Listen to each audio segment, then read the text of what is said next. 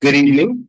I'm Quentin Collins, alum and associate director of LaSalle University's Solstice Low Residency Master of Fine Arts and Creative Writing program.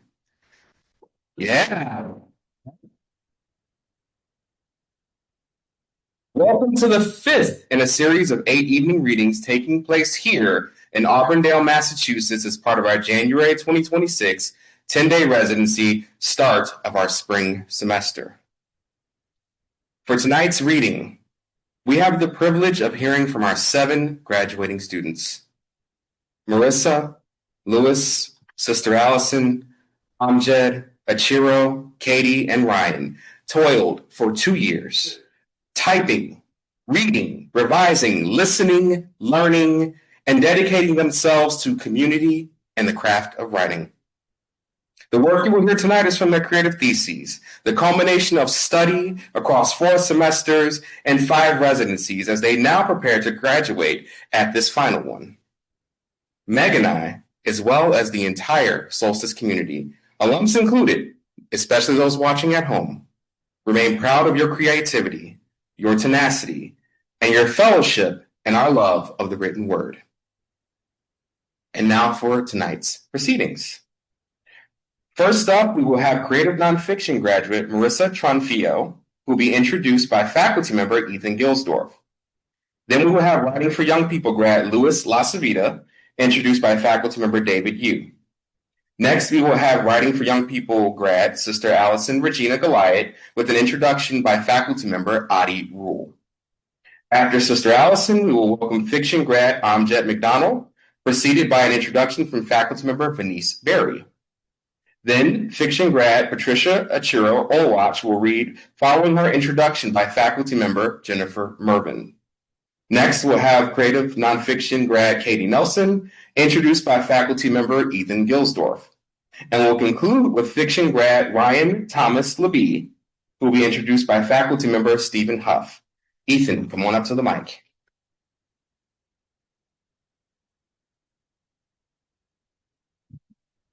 Hello. Marissa is a survivor. In her own life, she has overcome extraordinary personal challenges and the most deplorable trauma imaginable. And yet here she is, remarkably whole and her own person, enthusiastic, enthusiasm-driven, and as we all know, a force to be reckoned with. In her book-length memoir, To Have No Human Fears, Marissa crafts a compelling coming-of-age story intertwined with a trauma narrative. Beginning with her upbringing on the South Shore of Massachusetts, the wellspring of her original wound, a place of confusion, abandonment, and violation. But Marissa is undaunted and embarks on a quest to reinvent herself in her college years in Boston, where, tragically, she must endure yet another trauma. But Marissa herself, just like her memoir, has mapped a route from confusion and pain to redemption and healing, rebirth and hope. It is through the power of friendships and community and a connection to literature that Marissa finds the bravery to cure the wounds of her past. As she writes in her memoir, I could no longer connect my identity to someone else. I needed to form my own identity, independent of my relationship with Jason or with anyone. I had best friends who loved me, but I needed to be my own best friend first. At the end of the day, all I had was myself. I would be alone with my thoughts and responsible for my actions. I needed to trust myself so that I could be there for someone else. Feeling better and being healthier would mean being present for myself and holding space for the people in my life who loved me. Marissa is a tenacious writer, sharply observant and deeply reflective. She is dedicated to telling her story in a voice that is uniquely hers. And she has survived. Marissa, we celebrate you. Please welcome her to the stage.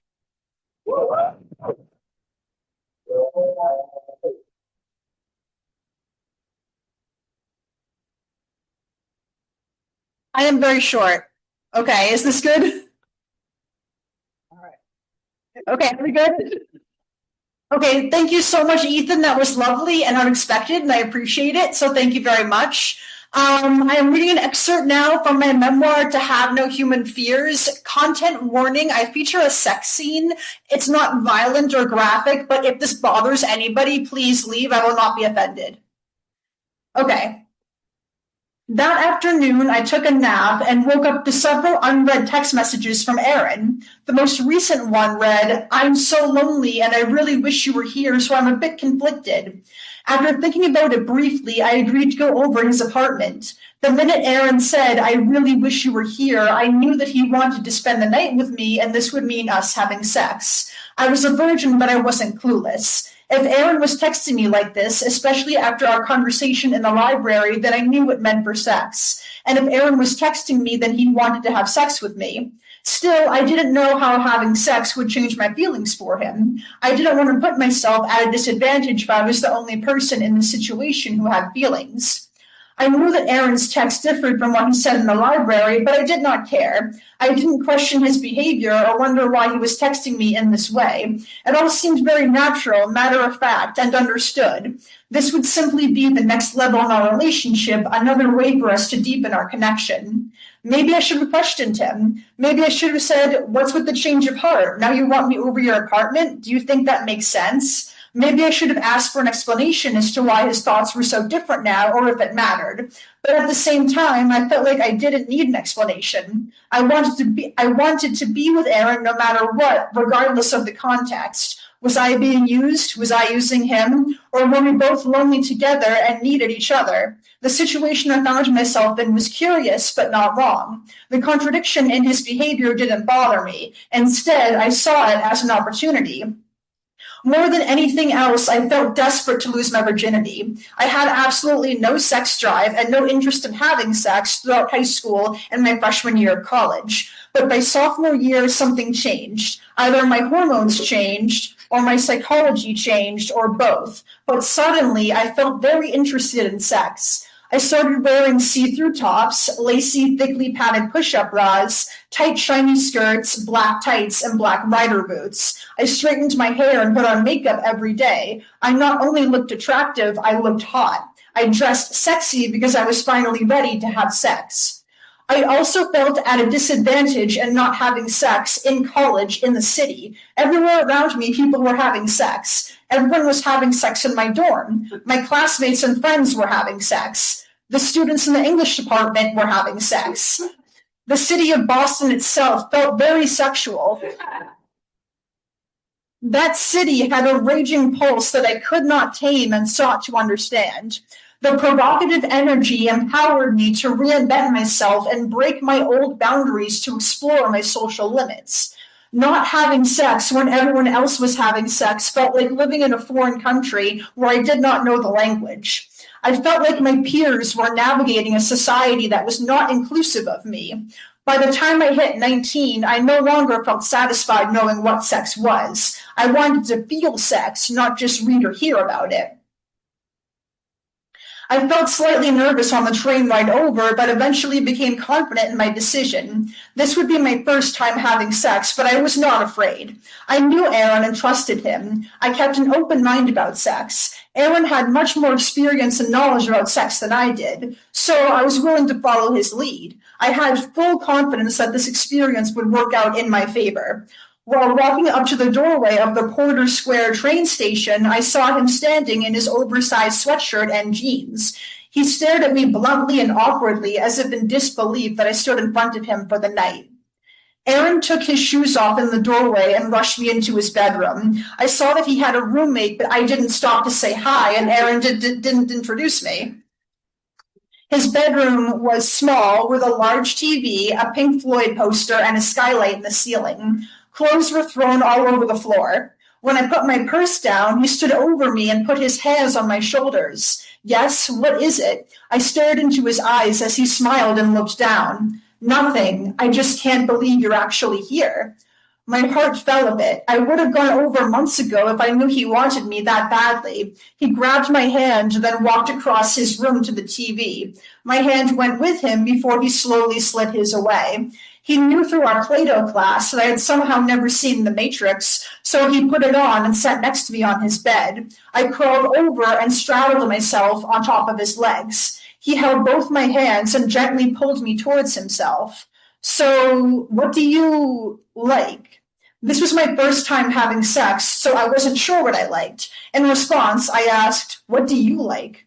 Well, I'm dominant and I like being called sir. Is that okay with you? I hesitated for a minute. I didn't feel fully comfortable with calling him sir, and I didn't know what he meant by dominant, but I told him that it was all right, and we started kissing. We stayed awake until the early morning kissing while he fingered me, went down on me, talked with me, and laughed with me. I playfully tugged at his shirt and softly asked, why is your shirt on much longer than mine? He hesitated before responding shyly, I have acne.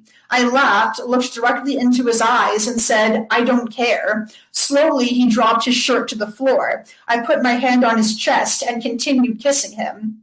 He started going down on me again. I did not expect to feel such intense pleasure and ran my hands through his hair fervently. He stopped and looked right up at me. Can you keep doing that? I shrugged, sure. We switched to 21 Jump Street, and I laughed hysterically while he tried to unfasten my bra. Aaron said, I know it's always a little awkward to do this. I shook my head and waved my hands back. No, it's not that. This movie is so hilarious. He muted the movie. Soon after, we got on the topic of Seinfeld and laughed even more. We started discussing concepts from our Play-Doh class before I reminded him that we were supposed to be having sex. Aaron replied, I mean, it's going to hurt. Despite the risk of pain, I felt eager to have sex. I asked him, but can't you just be gentle? Aaron laughed and shook his head. It's going to be difficult for me to be gentle. I didn't know what that meant, but a little while later, he hovered over me and moaned, I want to fuck you so bad. I made direct eye contact with him and nodded, you can. I leaned forward to unzip his jeans. He shook his head and pushed my hand away. Aaron knew that having sex would hurt me, and he did not want me to feel pain. So in the end, we never had sex. Sometimes, while he kissed me, I abruptly pushed his body away from mine with both of my arms. The first time this happened, he stroked my hair and told me that he was glad I let him know when I felt uncomfortable. Yet after I did this a few times, he paused and sat next to me. Marissa, when did it happen? I felt stunned. He suspected sexual abuse that quickly? And all our conversations during the course of our friendship, I never told him that before. Maybe in that case, I wouldn't need to explain. I should have known my behavior was obvious. How could I have been so naive? I found it difficult to keep secrets, especially about myself. Aaron knew this was my first time having sex. Pushing him away once must have been jarring, but not cause for alarm. But if I pushed him away more than once, then something was wrong. I stared back at him blankly. How did you know? It's a little obvious. Also, you're not using your tongue when you kiss.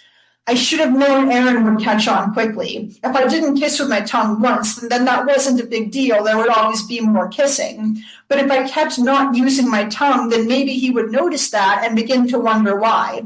How could I explain? I didn't want to explain anything to him, but now he was questioning me after putting two and two together. How could I be honest with him, but also get myself out of this situation? I hesitated, then replied, oh, when I was 10. In our first hookup, Aaron didn't need to know anything deeply personal about my past. I didn't want to turn this into Marissa's therapy session. Even though I had obviously ruined the mood, I felt relieved that he still wanted me in his apartment. And Aaron cringed a bit, and how long did it last? 2 years. Jesus. He abruptly shook his head. It's all right. Let's try to relax. Our friendship had not changed. We could not fully have sex, but Aaron also didn't want me to leave. This mattered to me. We cuddled together until he pulled out his laptop and a gaming controller. I leaned my head against his shoulder while watching him play one of his favorite video games, Street Fighter II. Aaron liked fighting games like Tekken, Street Fighter, and Super Smash Bros. Because they were mindless. He won the first few matches. Aaron laughed and waved his controller in the air as I kissed him. After he was done playing video games, Aaron made me a full tuna sandwich with chocolate chip cookies, Skittles, and a tall glass of milk. I felt grateful that we could still cuddle and share this peaceful night together. At first, Aaron felt hesitant about eating in bed, but relented after realizing how delicious the cookies were. I only liked certain colors of Skittles. For some reason, I thought the different colors had different flavors. So he separated them for me and ate the ones I did not want. Afterwards, he joked with me about hogging the blankets. I am easily taking up 2/3 of this bed, and you've stolen almost all of the blankets. He pushed me slightly to the side and stole the blankets back. I turned to him and bent my legs inward. What the fuck? Is that how you sleep? Yeah, what's wrong with it? He flipped me to the side. Here, lay it this way so you can do your weird leg thing. As he reached over to his nightstand, he extended his arm right in front of my face. I teased him by saying, so big and strong. He scoffed. After that, he held me close and our legs intertwined.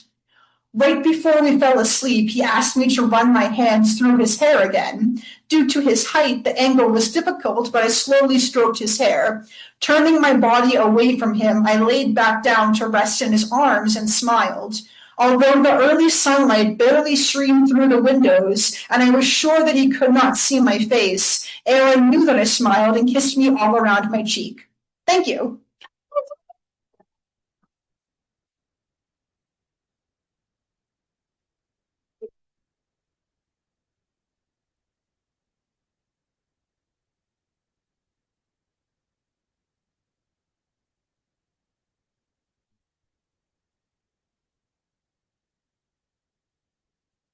Guess I could have done that, but thank you.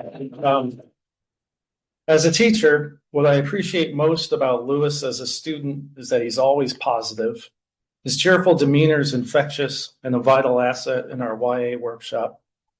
During the summer residency last year, every morning I'd show up to class thoroughly frazzled because I'm a commuter who doesn't like to drive, and everyone but Lewis would already be there, slouched at the big table with all the lights off.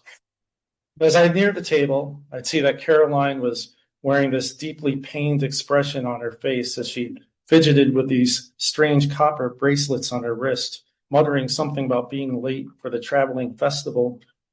Sarah, in her F Auburn sweatshirt, would be openly glaring at Ivy, who was mindlessly knitting while whisper shouting some Linkin Park song. Aislinn would be nervously yipping like a wolf pup at Sister Allison, who would be doing that thing you've all seen her do, where she places her hands in front of her, palms down for several seconds before leaning over and repeatedly banging her forehead against the table. This is all true, by the way. Anyway, eventually Lewis would saunter in, chuckling to himself as he tells us about how he got struck by a car while pedaling his city bike around Boston. And life would feel fun again. Plus, he'd hit the light switch by the door, which also helps. Whether he's offering astute thoughts on a classmate's manuscript or raving at length about the vending machine here in Arno that somehow magically has hot food inside it, or he's talking a mile a minute about a superhero story idea he has on the back burner, Lewis is always so positive, and his sheer zeal for just about everything breathes life into any classroom. As a reader, what I admire most about Lewis's writing is that it's always so emotionally honest. He isn't afraid to offer the warts and all of his characters. His creative thesis, Division III, School of Hard Knocks, is a novel about being a freshman baseball player at a small liberal arts college in the Northeast. Think The Art of Fielding meets Superbad. Because of the emotional honesty of his first-person narration, the characters are stunningly real, and the novel manages to be both uplifting and cringeworthy, harrowing and silly, painfully realistic, and utterly hilarious, often all at once. When I told my wife about Lewis during his first residency, I described his voice as raw, but that he was the walking definition of a natural. And it's been incredible to see his writing grow by metro-manish leaps and bounds these last 2 years. Please welcome Lewis LaCivita.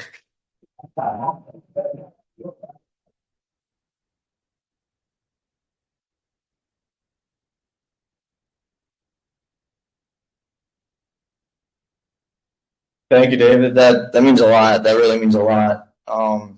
First, before I start reading, I just want to give a couple shout outs because I don't know, I just felt like that was supposed to do. First off, I want to thank my parents for helping me get here with all the support. I wanted to thank my girlfriend Ellie for also all the support. I wanted to thank all the faculty that I've been able to work with over the years, David, Gina, and Audie. Speaking of 2 years, I still was hoping to get some t-shirts. And then all jokes aside, I also want to thank Meg and Q for just running this whole awesome program. I'm probably on the all-time rankings list when it comes to reminder emails, and it meant a lot that they always would go on a manhunt to still try to look for me every time they wanted to get something from me. So that means a lot. So just like what David was saying, my manuscript is about college baseball. It's about college freshmen. And this excerpt is about their second day at school, their orientation day. They're skipping orientation right now to go hang with some girls. So, yeah. My roommates and I sprint towards our dorm from the quad, blood flowing, hearts pumping. Orientation was cool and all, but we had important events going on. Goodbye noodles, hello big trio. We rip every door open in our way as if we were trying to pull them off their hinges. We spend all of what seems like 30 seconds in our room, debating which trunk show off our calves and doing any last-minute push-ups / shit-ups to get as toned as possible. The plan was easy. Simple math. 3 girls, 3 guys. A battle on 3 fronts. Like our generals in the olden days, we must divide and conquer if we want to come out with some kind of success. Man-to-man defense, cover all possible grounds. The easiest way to decide the matchup? 4 simple words. I called dibs on the blonde, I announced, throwing my beard can into my backpack. Redhead, Eric responds. Come on, guys, that's not fair to decide this. What if we just talk to them first and then decide from there, Ben shouts. We did talk to them. Yeah, well, you were busy at the club fair. Don't worry, Ben, the brunette's hot too. And after a few beers, it doesn't really matter anyways. Speaking of beer, I hold a can high in the air. We shotgun one more celebratory beer and bolt out of the dorm room. We walk fast to Winston Hall. As we approach the white building, we see 3 girls in a huddle. They spin around to face us as we advance down the gravel path, waving eagerly in our direction. A very promising sight indeed. The river through the woods, strategically pairing off in the way to start the average mating the mating ritual of college students. Lacey, the blonde, was telling me her whole life story. Her hometown, her likes, her dislikes, the whole shebang. I don't know one thing, but one thing I've inferred is if you want to see a girl's naked body, you have to sit through the backstory. The back wall. No backside without backstory. I zone in and out to pick up little pieces. Hometown, Ithaca, favorite food, Taylor Swift, but favorite food, might have missed that one. We stomp through the bush and weed until we're coming up to the river's edge. Glistening water along the grass line, gently brushing against the dirt coast. I throw my bag into a tree stump, unzipping and pulling out 6 beers. I pass them amongst the group, cracking cans soon following. I took a big swig from mine, hoping my reckless chugging helps with my hotness level. When I turned my head back, Lacey, Macy, and Stacy already began taking off their tops. The shirts are thrown onto the ground, revealing 3 colorful bras. No swimwear? Eric asked cheekily. All 3 girls turned around giggling.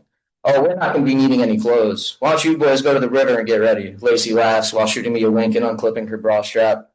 I spin around quickly, pushing my roommates to the river. This is going unbelievably well.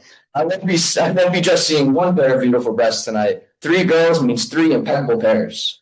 Whoever's looking down on me right now is sending me a gift of pure bliss. I for sure will be telling everybody I know about this. Guys, I don't know about shut up, Ben. Don't blow this. Guys, chill out. I'm going to get naked, Caleb. She's going to see it anyways, right? Just drink a beer and forget it's even out. Eric, shut up. Ben, take a breath. Whatever you do, just don't look down. Nobody likes a pecker peeker. We all strip down to our clothes and sprint into the water about waist high to conceal our cocks. It's cool to the touch as a warm August breeze blows against us. The slow current brushes against my skin, sending a slight shiver down my spine. I keep my eyes high, private parts low, below the water level. 1 minute turns to 2, then to 5, as Eric, Ben, and I sit in awkward silence. No one bring up the fact that the only thing concealing our body parts was 3 feet of murky water. What's taking so long? Eric screams, splashing towards the shore. No answer. Yo, Lacey, Macy, Stacy, I yell. The only response we hear is wind gently blowing through the leaves, rustling the branches. What's up, boys? a male boy shouts from the coastline, hidden in the brush. My roommates and I sink into the water, our only defense from this hidden intruder. The brushes soon begin to rustle as a group of figures push through, standing right on the coastline. Marty, Pence, Meach, Gloot, and almost every other single upperclassman from the team stand at the water's edge, staring at their three naked teammates. What's going on, guys? I respond, sliding my hand over my crotch to try to save some pride. We were just walking by and saw you guys swimming. Come to find out, you're taking in the scenery the natural way. We were just waiting for some girls to join, Eric retorts. Oh, you mean these girls? Stacy, Lacey, and Macy walk out, fully clothed with cheeky smiles across their faces. They walk up to the coast, standing right alongside my teammates. In their hands, clothes. My clothes. You guys were really cute, honest. Please don't be mad at us, Macy shouts. Look at you boys, Lombardi shouts. Fresh off of your first party, and here you are willing the hottest upperclassmen in the school. Only 3 freshmen who can get close to a girl, I guess. I'm proud of you. But at the end of the day, you guys are freshmen, Pence adds. And being seniors, we have to show you guys the ropes. Our responsibility to integrate you into college life. Our sole duty to teach you where you rank on the totem pole of campus. Young, bright-eyed, just learning to wipe your own asses. Ropes? Totem pole? Asses? I'm not liking with the sound of this. Ben might have jinxed us big time. It's nothing personal, just a test to see what kind of guys we're going to be playing with this season. How tough are you? So, hazing? Ben responds. Whoa, don't say that word out loud. Brothers are destroyed over that. Consider it tough love. Your freshman year initiations. We aren't here to laugh at you. We're here laughing with you, Pence says in his best car salesman voice. Yeah, Benny, there's decades of traditions from studs who ran this campus before you even saw your first boob. It's like passing the torch. You should feel honored, Lombardi adds. All the hard work that went into this? All the hard work went into this. We've been planted Macy, Stacy, and Lacey to bring you guys here. It's a tradition. So, the girls are going to be holding your clothes, shoes, phones, any other shit you had for the indefinite future. We'll take care of them, don't worry. In return, you guys take these. Meach reaches behind his bag, pulling out and tossing it into the river. I reach out, grabbing the sack and loosing it to reveal 3 rubber masks. I pull out, seeing the deformed face of Abraham Lincoln smiling back. Hide your faces, don't get caught, and you get all the free beer tonight at the baseball house. Don't screw it up, Pence barks, turning away from the rest of the group. I sit in cold water, a mile away from campus, more than 2 from the baseball house, and all I have is to cover my bare ass is a rubber mask. I pull out the other 2 masks, revealing Barack Obama and Ronald Reagan to round out the trio. Dad, we're so dead, Ben shouts. First we ditched the club fair, then we're skipping the president's dinner, and now we're butt naked, miles away from campus, and expected to streak back. Forget the candlelight ceremony, we're going to be lucky if we're even a roll. Relax, Ben, Eric responds. It's not that deep, man. Relax? I'm in waist-high water with my penis out. I can't relax now. Have you ever had fun? School. That's what you talk about. If we skipped the club fair, we wouldn't even be in this situation. Eric splashes Ben. If you thought of anything other than booze and girls, we wouldn't be in this situation. Ben splashes Eric with some heavy water. Oh yeah? Eric flops out right onto Ben's bare chest. I take a handful of river water, splashing against my face as my doofus roommates squabble. I rise up, exposing myself to them. Simple chimpanzee dominance tactic I saw on National Geographic once. Make yourself bigger. Or in this case, something hard to miss. I stare at my roommates splashing around until they stop and stand up too, meeting me face to face. I had the Reagan mask and I had Ben Obama before I slipped Lincoln over my own. Can you both just shut up? We stay together, we don't take off the masks, and more importantly, don't look down. Are you guys with me, or are we going to prune here for the rest of the night? Ben and Eric nod as we walk out of the river. Bickering won't get our clothes back. Now it's time for action. Quiet, non-attention grabbing action. If you want to haze us, bring it on. Just don't be mad when I'm rocking out with my cock out. Thank you.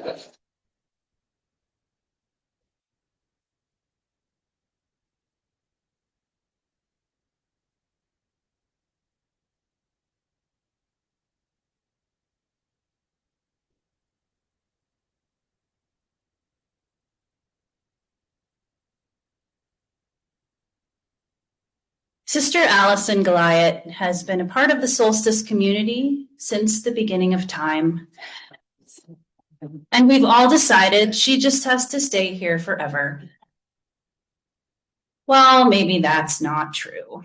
Maybe the world is a little brighter with Sister Allison and her work out in it. Not maybe, definitely. Sister Allison is an editor and author for Pauline Books and Media, the publishing wing of her congregation, the Daughters of St. Paul. Her debut young adult novel, The Curse He Chose, the first in a trilogy, is an urban fantasy brimming with suspense, romance, and spiritual warfare. When Elizabeth's friends go off to college and leave her behind, she thinks things can't get worse. Then she stumbles into a fight between vampires and realizes they definitely can. The second book has just been released, and the third is well on its way, and she was navigating all the stages of this process during her time at Solstice. Oversight, her creative thesis, is a YA dystopian novel that imagines a future with treacherous AI companions, a forbidden underground church, a brutal regime, and moments of heart-squeezing beauty. And it is a page-turner. With her fellow writers, Sister Allison is generous, supportive, and insightful. On the page, she follows her creative spark wherever it may lead, across age ranges and genres, from tender picture books to middle grade adventure to gripping young adult novels. Stories just seem to pour forth from her pen. As you might imagine, Catholicism is the tight, vivid warp upon which she weaves the tapestries of her stories, stories that build bridges, not walls, invitations, conversations. Her plots sizzle, her characters are deep, and her prose draws and draws and draws you in. I can't wait to see what comes next, and I hope that she continues to spend her free time the way she describes in her bio, quote, writing books and looking for lizards in the convent backyard. Friends, it is my honor and delight to introduce to you Sister Allison Regina Gliot.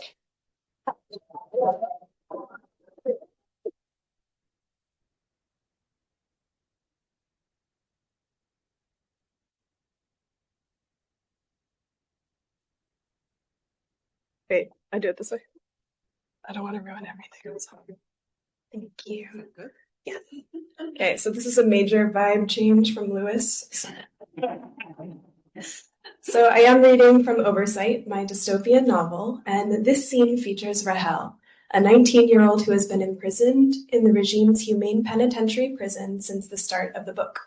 She has never been told why she was arrested, but she suspects it is because she is part of an illegal underground church.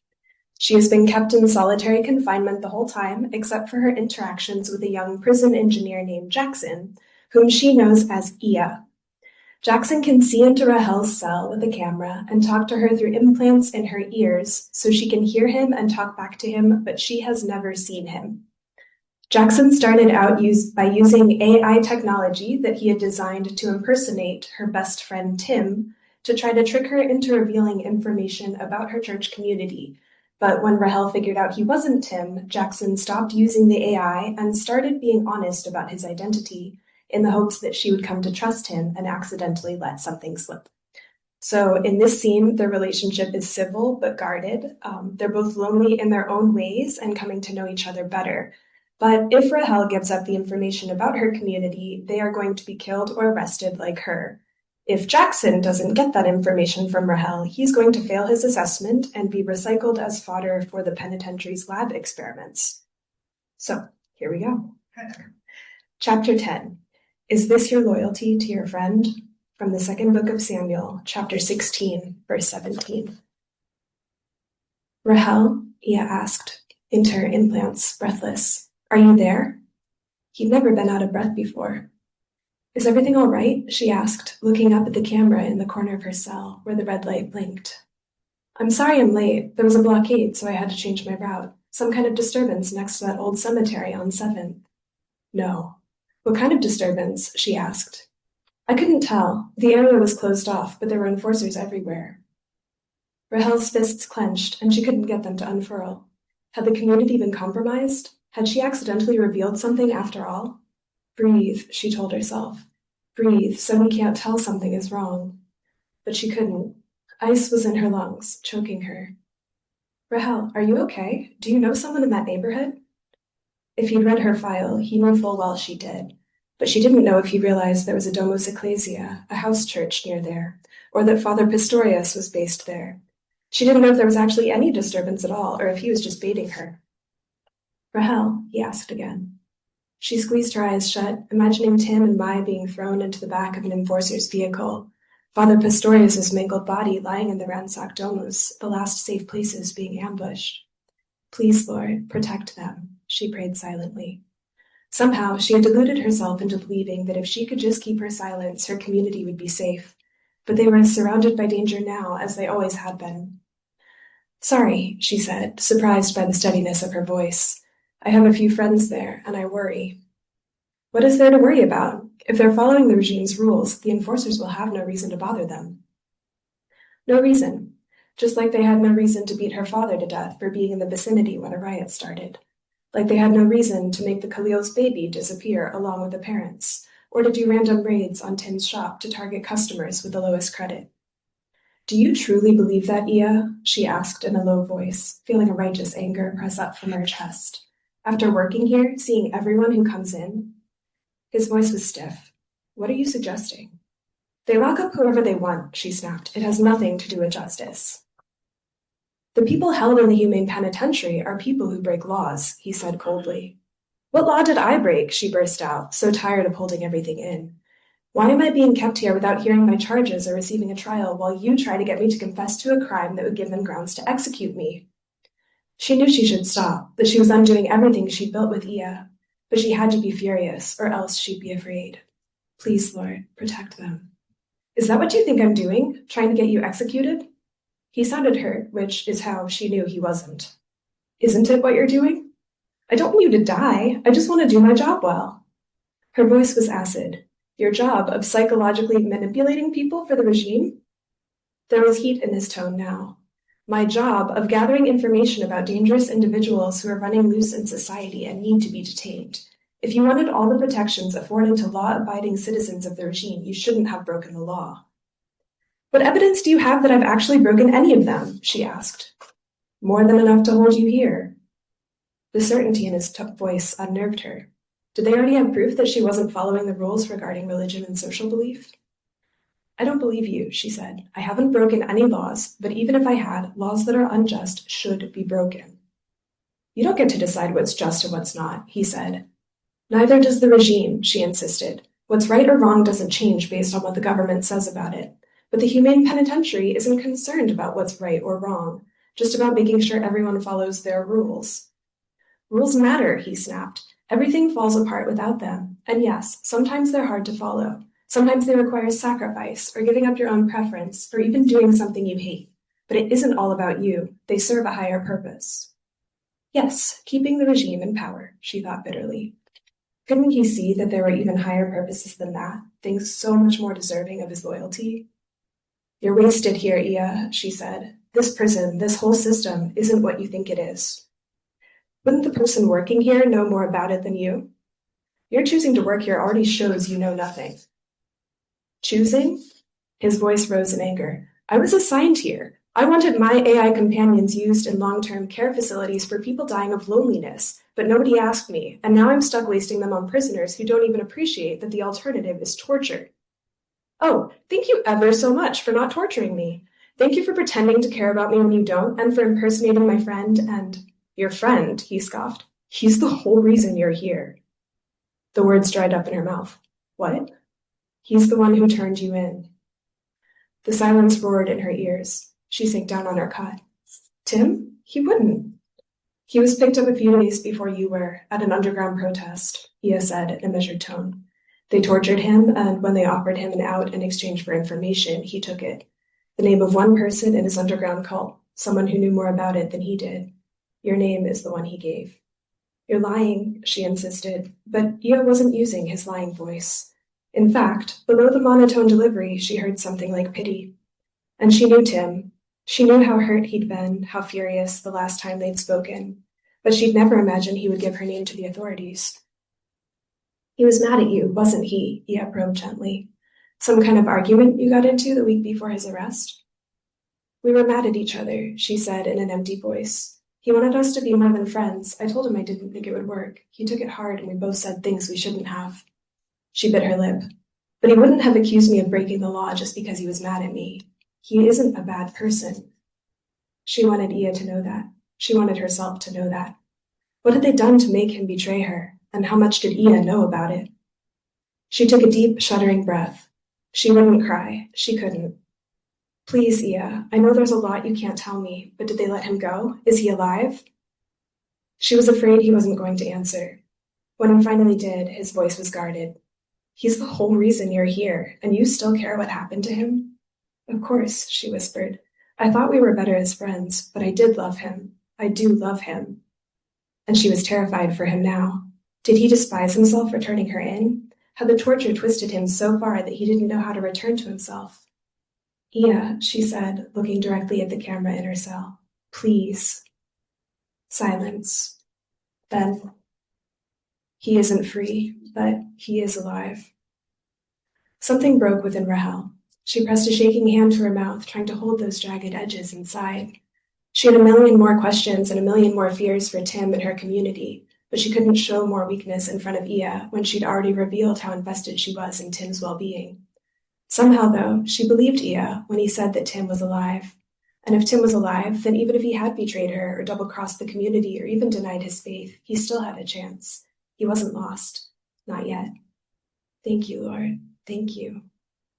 It was only when the tears burning in her throat finally receded that she realized something else, someone else she should be thanking. Are you still there? She asked. Her implants were dead, obviously. It was long since time he had to go. Did he hate her for arguing with him about the regime? Was he even now planning on using her outbursts as incriminating testimony? Still, she spoke into the silence. Thank you, Ia. May you be kept. Chapter 11. Those entrusted with the care of prisoners must show no dispositions toward leniency, pity, or sentimentalism. Anyone failing to meet these standards will be promptly removed from office and punished accordingly. From the Directives for Humane Prisoner Care. And for this chapter, you just need to know that Jackson calls Rahel 842. That's her prison number. Jackson stayed long after 842 stopped talking. He needed to get home, but instead he watched her monitor. He was shocked that he'd actually found a way to get to her. She'd gone from confidently hurling insults at him to begging him for information about her friend, all in the span of a few seconds. What's more, she'd actually told him what had happened between her and Tim, with barely any prompting.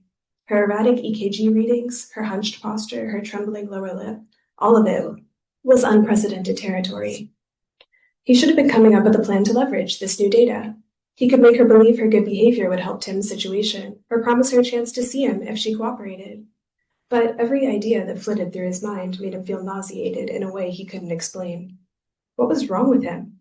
This was a bigger breakthrough than anything he'd achieved so far. He knew what the head warden engineer would expect him to do. 842 was a non-compliant practitioner who held valuable information. It was his job, no, his duty, to take it from her. You're wasted here, Ia. Why had she said that? What else did she think he should be doing? Sneaking around like she had, playing in gardens, breaking rules on a whim? This prison, this whole system, isn't what you think it is.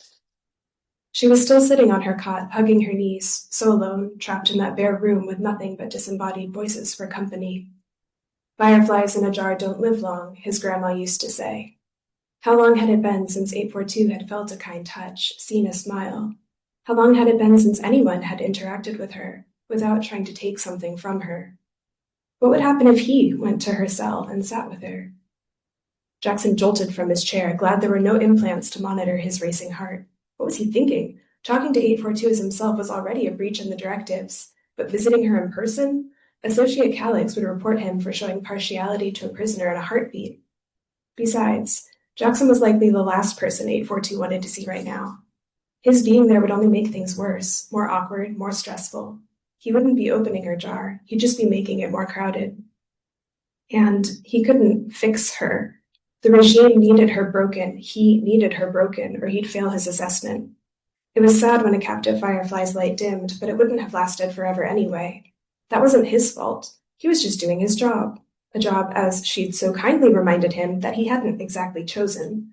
A job that sometimes required sacrifice and giving up his own preference and doing things he hated. "What would you do if you could do anything?" she had asked him once. He pushed down the ache in his heart, tearing his eyes from 842's monitor. He needed to go home and get some rest so he could think straight enough to remember why he was doing this, to gain essential intel for the regime about an illegal cult that was breaking laws that 842 had almost certainly also broken. The regime only worked when people followed the rules. There could be no exceptions. Jackson resolved not to think about 842 for the rest of the night. When he reached his 2-room apartment, he briefly considered trying to meet up with some friends from the academy, the 2 or 3 he'd stayed in touch with. But they'd ask him about how work was going, and he was tired of lying. He also considered doing a few of the chores he'd been meaning to get to. The shutters on his bedroom window had been stuck shut for 3 weeks, and he needed groceries. And then there was that letter from his parents, the short monthly check-in that he still needed to respond to. Instead, he powered up his personal console so that he could toy with the code that had become the AI companions. It was a more rudimentary machine than his one at the penitentiary, patched together from his father's ancient console and a few parts he'd soldered himself at the academy. He didn't have access to the regime's extensive database here either, which meant he had to program more of the AI manually. But he didn't mind. It was good practice, and it reminded him of when he was just starting out, back when his father still knew more about coding than he did and would give him tips in the evenings if he wasn't too tired from work. Tonight, Jackson was feeling inspired to design a new AI personality prototype, one unlike any of the others. He'd call it Mystery Girl. She'd be sharp-tongued and unpredictable, suspicious, and yet surprisingly soft-hearted when you stumbled across a weak spot. Or maybe they weren't weak spots. Maybe they were cracks in the facade that let you see down to her core, a core full of passion and tenderness, and Jackson froze when he realized what he was doing. The world did not need a second 842. One was already too much. But he couldn't escape her. She even haunted his dreams. He closed his eyes and saw her walking through the perimeter field, wearing the long white dress she'd worn in that photo in her files, coming to his cell to whisper the secrets of the night air in his ear. He saw her finding Tim instead and running to him. He saw her embrace Tim and not let go, even as Tim stabbed her over and over with a long blade that was the same black as the blank monitors. Blood ran down her back in gentle waves as the AI program that Jackson had designed provided him with 3 response options. 1. Report her for leaving her cell. 2. Close your eyes and pretend to see nothing. 3. Run to her and let Tim stab you instead. Jackson chose 0. Thank you.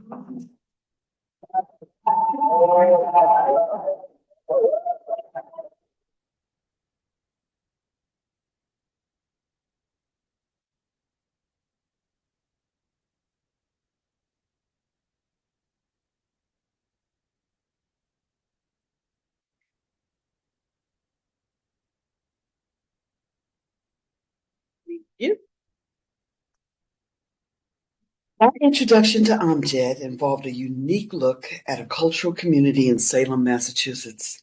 Specifically, the main character, Gabby, a young girl, is presented as the reader's pathway to understanding a distinct part of Salem, the Dominican experience.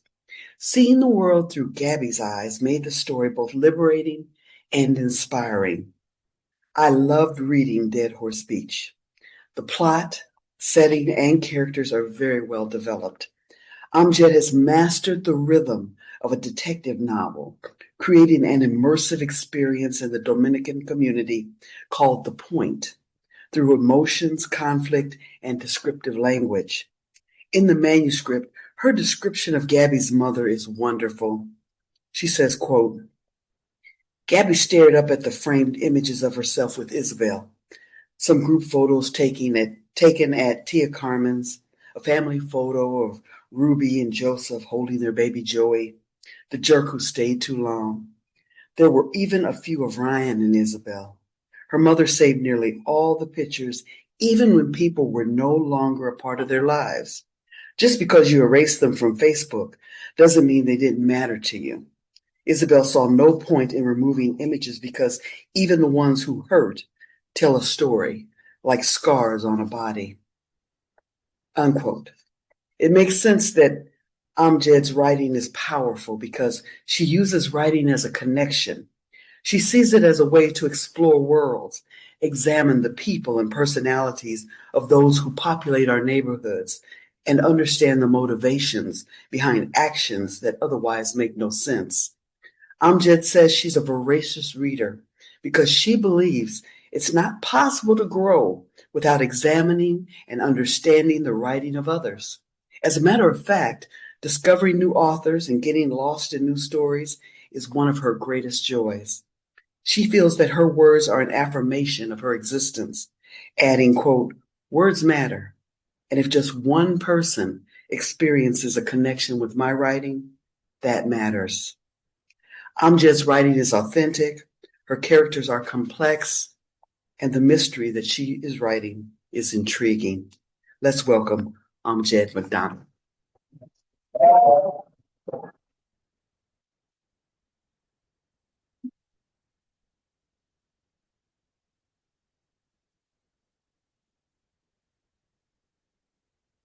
Thank you so much, Venice. That meant so much to me. I really appreciate it. It's so funny that you mentioned Dead Horse Speech. I was just telling my fellow students in our workshop today that I had opened a document that was actually a completed manuscript that had started out as 3 Nights in Salem, which I had workshopped with Venice, which I started in January of, I believe, 2024. And in that 1 year, with commencing with Venice, I told Jen Mervin and my fellow students that I had written the end. I had 310 pages of that novel that I had completed because of this program. So I just want to say thank you. And if I cry, I apologize. I also want to thank my daughters, Iman Kamar and Sana Kamar, for pushing me to be a part of this program and pursuing my passion so late in life. And I want to thank my husband, the love of my life, who I met really late in life as well, for motivating me and pushing me to take the time to do the thing that I wanted to do, which is get my MFA, and for entering this program, because I kept trying to tell myself not to do it. And he was the one that kept pushing me to do it. And I'm so grateful that he managed to come here today and hear me. Okay, so I'm going to be reading from my thesis, which is another second book that I managed to do during this program here at Solstice MFA program. And this is called The Paper Wife. This is a story about a barren Muslim woman, due to trauma in her childhood, is still working through how to get through life. And I'm just going to read an excerpt of chapter 1 and chapter 2, just so you can get an understanding of her character. Okay. Sheldon was at his usual post in the lobby. When the clock struck 8, he looked up from his phone and caught my eye. He acknowledged me with a flick of his chin and straightened, hitching up his gun belt as he did so. He informed the loiterers it was time to move on, the intonation of his voice at once flat and authoritative. He pushed the front door, propping it open with his boot. A gust of frigid air swooshed inside, battering against the hinges, swirling through the stale, sweat-laden air of the slowly emptying waiting room. The dark-haired girl I noticed earlier joined the line formation to the exit, tucking herself in the armpit of a red-headed male. He resembled the lumberjack from a commercial, the one who convinced me to buy a certain brand of paper towels. Almost home, I said to Yancy. You go home, sis. I got a house party that don't even start until after 10, but you know who needs to first twist Mammy's arm to babysit my 3 kids just so I can have some me time. Haven't I offered, I reminded the receptionist, many times. Yancy continued talking as though she had not heard me. You'd think a grandmother of 7, 3 of mine, 2 from Mano and 1 from little sis, would want to spend time with her grandbabies, but no. She's still living the crazy life like she's 19, like she's me. You would think, I murmured, unable to imagine myself in Yancy's mother's shoes. I would give up anything, my bank account, a body part, anything to have 3 children and 7 grandchildren of my own flesh and blood. That was the truth. I would do anything to have even one precious offspring. My hand tremored at the unfairness of it all. It doesn't even matter, Dr. Khan. Nothing won't start until I get there, and at this rate, it'll be close to midnight. Yancey's nails, pointy and decorated with rhinestones, still painted in alternating colors of orange and black for Halloween, clacked furiously against the keyboard. She hollered out into the lobby, louder this time. Corbett! She tapped her pen against the countertop. Jonathan M. Corbett, identify yourself or you're not getting into room number 2. A frail man, dwarfed by his flimsy pea coat and the hunch of growing older, pulled himself up from the chair, his legs wobbly. His eyes were bloodshot, his skin more jaundiced than before. I sighed, already knowing his breath would reek of liquor. Hepatitis C had advanced, his liver severely damaged. While 90% of patients could be cured by oral medications alone, Mr. Corbett would not be one of them. Gonzalez, Teresa B. Gonzalez, Yancey called out. I tucked a few errant strands of my hair into my hijab and headed to my office to collect my laptop and stethoscope. Yancey would fill up the remaining exam rooms with the final batch of patients, the same ones returning week after week, their ailments sometimes improving but often worsening. As a physician, it was my duty to use my education and experience to make a proper diagnosis and prescribe a treatment protocol, but I could not make patients adhere to it, no matter how I pleaded, cajoled, or advocated. Some would rather stay in their sickly cycle of distress than suffer the pain of healing, the agony of feeling, if only it were so easy to heal yourself. Chapter 2. An hour later, I stepped outside. The night sky was exceptionally dark, a velvet blanket cloaking the coastal town in deep shadows and eerie quiet. The moon had turned away, still new and indiscernible. A layer of glittery frost coated the cars in the overflow lot between the clinic and Catholic church next door. There was talk about how the city was developing the parking lot and adjacent school buildings into an affordable housing complex for seniors. If by some miracle they allowed our clinic to continue operating, this time next year we would need to find new parking. If I was still standing in this same spot, same time next year, that might be the greater miracle. The interior of my car was toasty after idling so long. The heat seat warmed my bum, my back, and my aching shoulder blades. A handful of cars remained in the lot, billowing puffs of white smoke from rusted exhaust pipes, a few late Model 1s held together by wire hangers bent to oblivion. I snorted, remembering the morning smog made by even worse jalopy vehicles, polluting the air with smoke from Hyderabad's congested traffic in India. Expert mechanics covered from head to foot in black soot, making temporary patches with mismatched parts. Those repairs lasting for years. Yancy peeled past me in her low-riding Civic, eager to begin her real Friday night. As she sped away, I raised my hand to wave goodbye, wistfully. I meant it when I told her I could babysit, but of course she would never accept. I, the doctor, she, the front desk attendant. For some extra funds, she might have offered to babysit for me in my monster house on the other side of the bridge, except I had no party plans with friends this evening, no husband waiting to take me on a late-night date tonight, or children requiring babysitting arrangements, ever. If I wanted to socialize, of course I could have gone to the Friday night halakha, but it was at Amna Faruqi's house this week. She had 3 sons and 2 daughters, ranging from toddlers to high schoolers, all well-behaved, obedient mini versions of herself, which wasn't a bad thing. She took pains to school her children properly, both in religion as well as in our manners and customs. But I suspected the constant presence of her in-laws created another level of oversight in the parenting department. Amna lived comfortably with her in-laws in Burlington, 30 minutes west, if there was no traffic. If I drove straight there now, I might make the tail end of the Quranic lectures or prayers before dinner was served, but it would be awkward for all of us.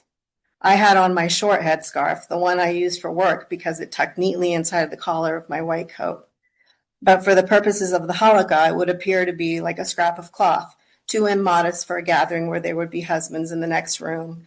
Then there was the issue of my dress slacks, which made it difficult to sit gracefully on the floor, pressed shoulder to shoulder against the mothers with their baggy shalvar kameezes, and prayer shawls draped over their chests like armor shields, exchanging blank yet loaded glances with one another about my late arrival, my appearing alone, and my American attire. Amna made it a point to include me to make me feel comfortable, but I don't think she or anyone else realized these routine gatherings were more uncomfortable for me than for them, because once the Quranic studies were over and the children could play and the men lined up to fill their plates, the women's room buzzed with conversation, mostly centering around families back in India or Pakistan, their children's success at school, their math advancement at Kumon, or the secret ingredient to make pakoras lighter and crispier. And Ibrahim wouldn't even be there to save me, and if he was, he'd be on the men's side having far more interesting dinner conversation than me. So yes, it would be awkward. I was not like them. While I tried to fit in, it was obvious I was a defective version of them, and they knew it too. On more than one occasion, I'd been surprised to hear through the grapevine that many of the other ladies thought I was aloof because I rarely participated in their gossipy tittering in their native languages, usually Urdu, Punjabi, or Bengali. I suppose skewering another person with reckless slander rolls off easier in the native tongue. I was more of a quiet observer type, content to simply sit, watch, and listen. Apparently, this unsocial-like behavior was regularly interpreted as snobbery. Worse yet, some of them wrote me off as stuck-up because I was the doctor in the family, the breadwinner, and not the DW, doctor's wife. If only they knew. But what was the point in dwelling on my loneliness? You would think years of wallowing in personal sorrow would eventually become tiresome. Sadly, the sting of being barren and childless was evergreen, a constant needling, reminding me of my inadequacies, especially in a community where children and family life were central to existing. Being among them made my well of loneliness run deeper than ever, never seeming to run dry. The tip of my mouth felt numb. This is the next scene. The tip of my mouth felt numb with cold, despite the inside heating thermostat flashing 78 degrees. The outside temperature on my dashboard displayed a stunning 18. Through the rearview mirror and the horizontal heat coil lines of the back window, a car pulled into the lane behind me. I adjusted the angle of the mirror to help deflect the glare. I gripped my heated steering wheel tightly, driving under the speed limit until I reached the intersection stoplight at the foot of the bridge. Here I veered right and then took a sharp left into the parking lot of Redmond Park. It was a long lot that also served as a pier overlooking the Atlantic Ocean. Despite the sun having set hours ago, it was a habit of mine to face westerly towards the bridge, like many others who parked to take in the spectacular sunsets. I found myself here often, the car nearly driving of its own volition. It had become a pattern, like a pilgrimage for me. Painful yet comforting. In winter, the pier was especially desolate. The combination of frigid temperatures, wind-whipped ocean spray, and choppy waters kept people away. But not me. Nights like this were especially magnetic, when the ocean appeared inky black and the darkness a crushing abyss. When the waves heaved and rolled like a consortium of octopuses synchronized in movement, I imagined thousands of tentacled arms splashing through the surface, harmonizing with the roar of the wind. I could see the crescendo of whitecaps, reminding you the powerful ocean with its wildly magnetic pull was right over there, yards from your feet. I came when the waters were warmer, calmer too. In the summertime when the sun was blazing hot like a cauldron boiling over, when the rain drizzled or flashed hot and fast as a passing storm. I ate from Bill and Bob's drive-thru next door a roast beef sandwich, the classic three-way special. I smoked. I stared out at the bridge across the way, contemplating the height of a fall, the depths to which a body would sink before the current took over, sweeping all evidence away. The bridge was popular for that. No fencing, low barrier, certain death. Plastic flowers wrapped around a light pole or railing, commemorating success. After a hard shove with the heel of my palm, the glove box cracked open like the lid of a jewelry box, the kind with wind-up music. The compartment revealed a half-empty hard pack of Marlboro Reds, a travel-sized bottle of mouthwash, and a near-empty aerosol tube of jasmine-scented body spray. I extracted the cigarettes along with the lighter in the zipper section of my purse where my handgun was. Clumsily, I slithered down from the SUV onto the blacktop where a layer of packed ice and snow crunched beneath the rubber soles of my sensible winter boots. Assured that the belt of my woolen coat was cinched tightly around my waist and my hijab tucked into the turned-up collar, I skittered towards the front where the sound of the engine still running was a low growl.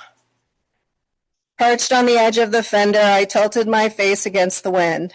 When the cigarette finally caught, the bright orange glow made me gasp in relief. Yes, this was me, Zara Khan, Doctor Extraordinaire. Wow, let's just have a round of applause for all of our readers so far. This is such an inspiring night. Congratulations to all the graduates. It's such an honor to be among you. It's my honor to introduce Achiro. And because Achiro's beautiful thesis is in the form of letters, it's an epistolary novel, I thought it only appropriate my introduction to be a letter to Achiro. Dear Achiro, I'm writing this on my couch in Springfield, Missouri, a cat desperately headbutting my hand, biting the end of my pen. Please forgive any stray marks in this regard. I think of you there in Poughkeepsie. What a word. A place I've never been and can only imagine from your own letters. The soft glittering of winter on the college campus of Vassar University, its quiet simmering with possibility, you navigating in your heavy coat from apartment to campus, the deer ever watching, huddled up, thinking of the play you're teaching in your next class, your own possibly, or that chapter from Toni Morrison, from Salman Rushdie, their writings as alive in your mind as your own. Oh, this darn cat. Ignore the spill from my tea, or maybe I'll make a little drawing from it, one shaped like a mango.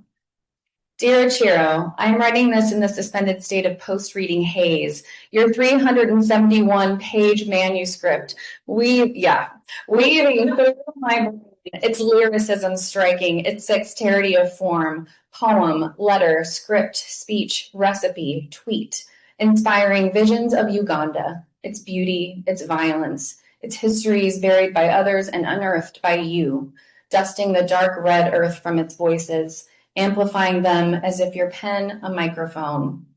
In your words, you are an emissary of lost voices, a translator, language your musical instrument, your weapon, your light source, your shield, your, if I could be so bold, superpower. Yeah.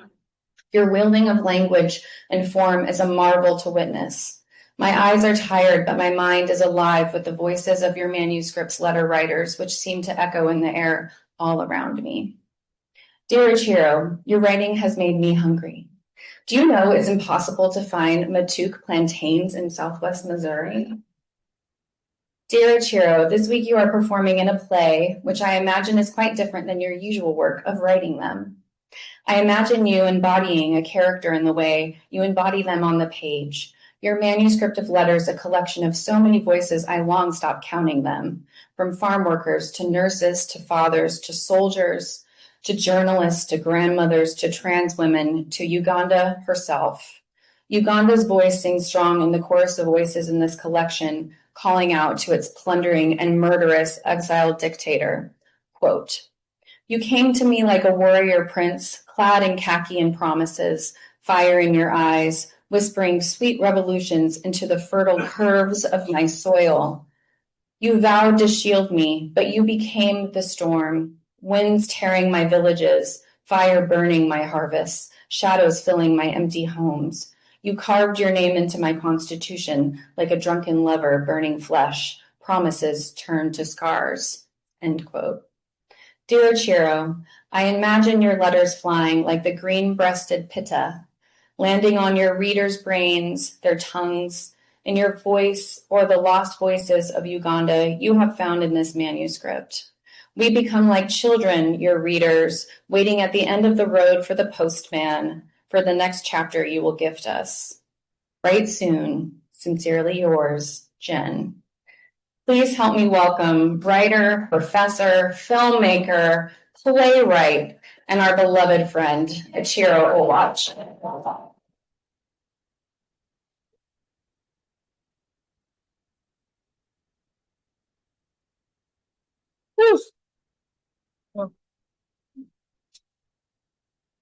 Thank you. Thank you very much, and thank you everybody for being my family at Solstice, and for some of you for being my family here in the US. I'll be reading 3 stories from a collection of my book in epistolary form that is titled "When We Stopped Clapping: Letters to an Exiled President."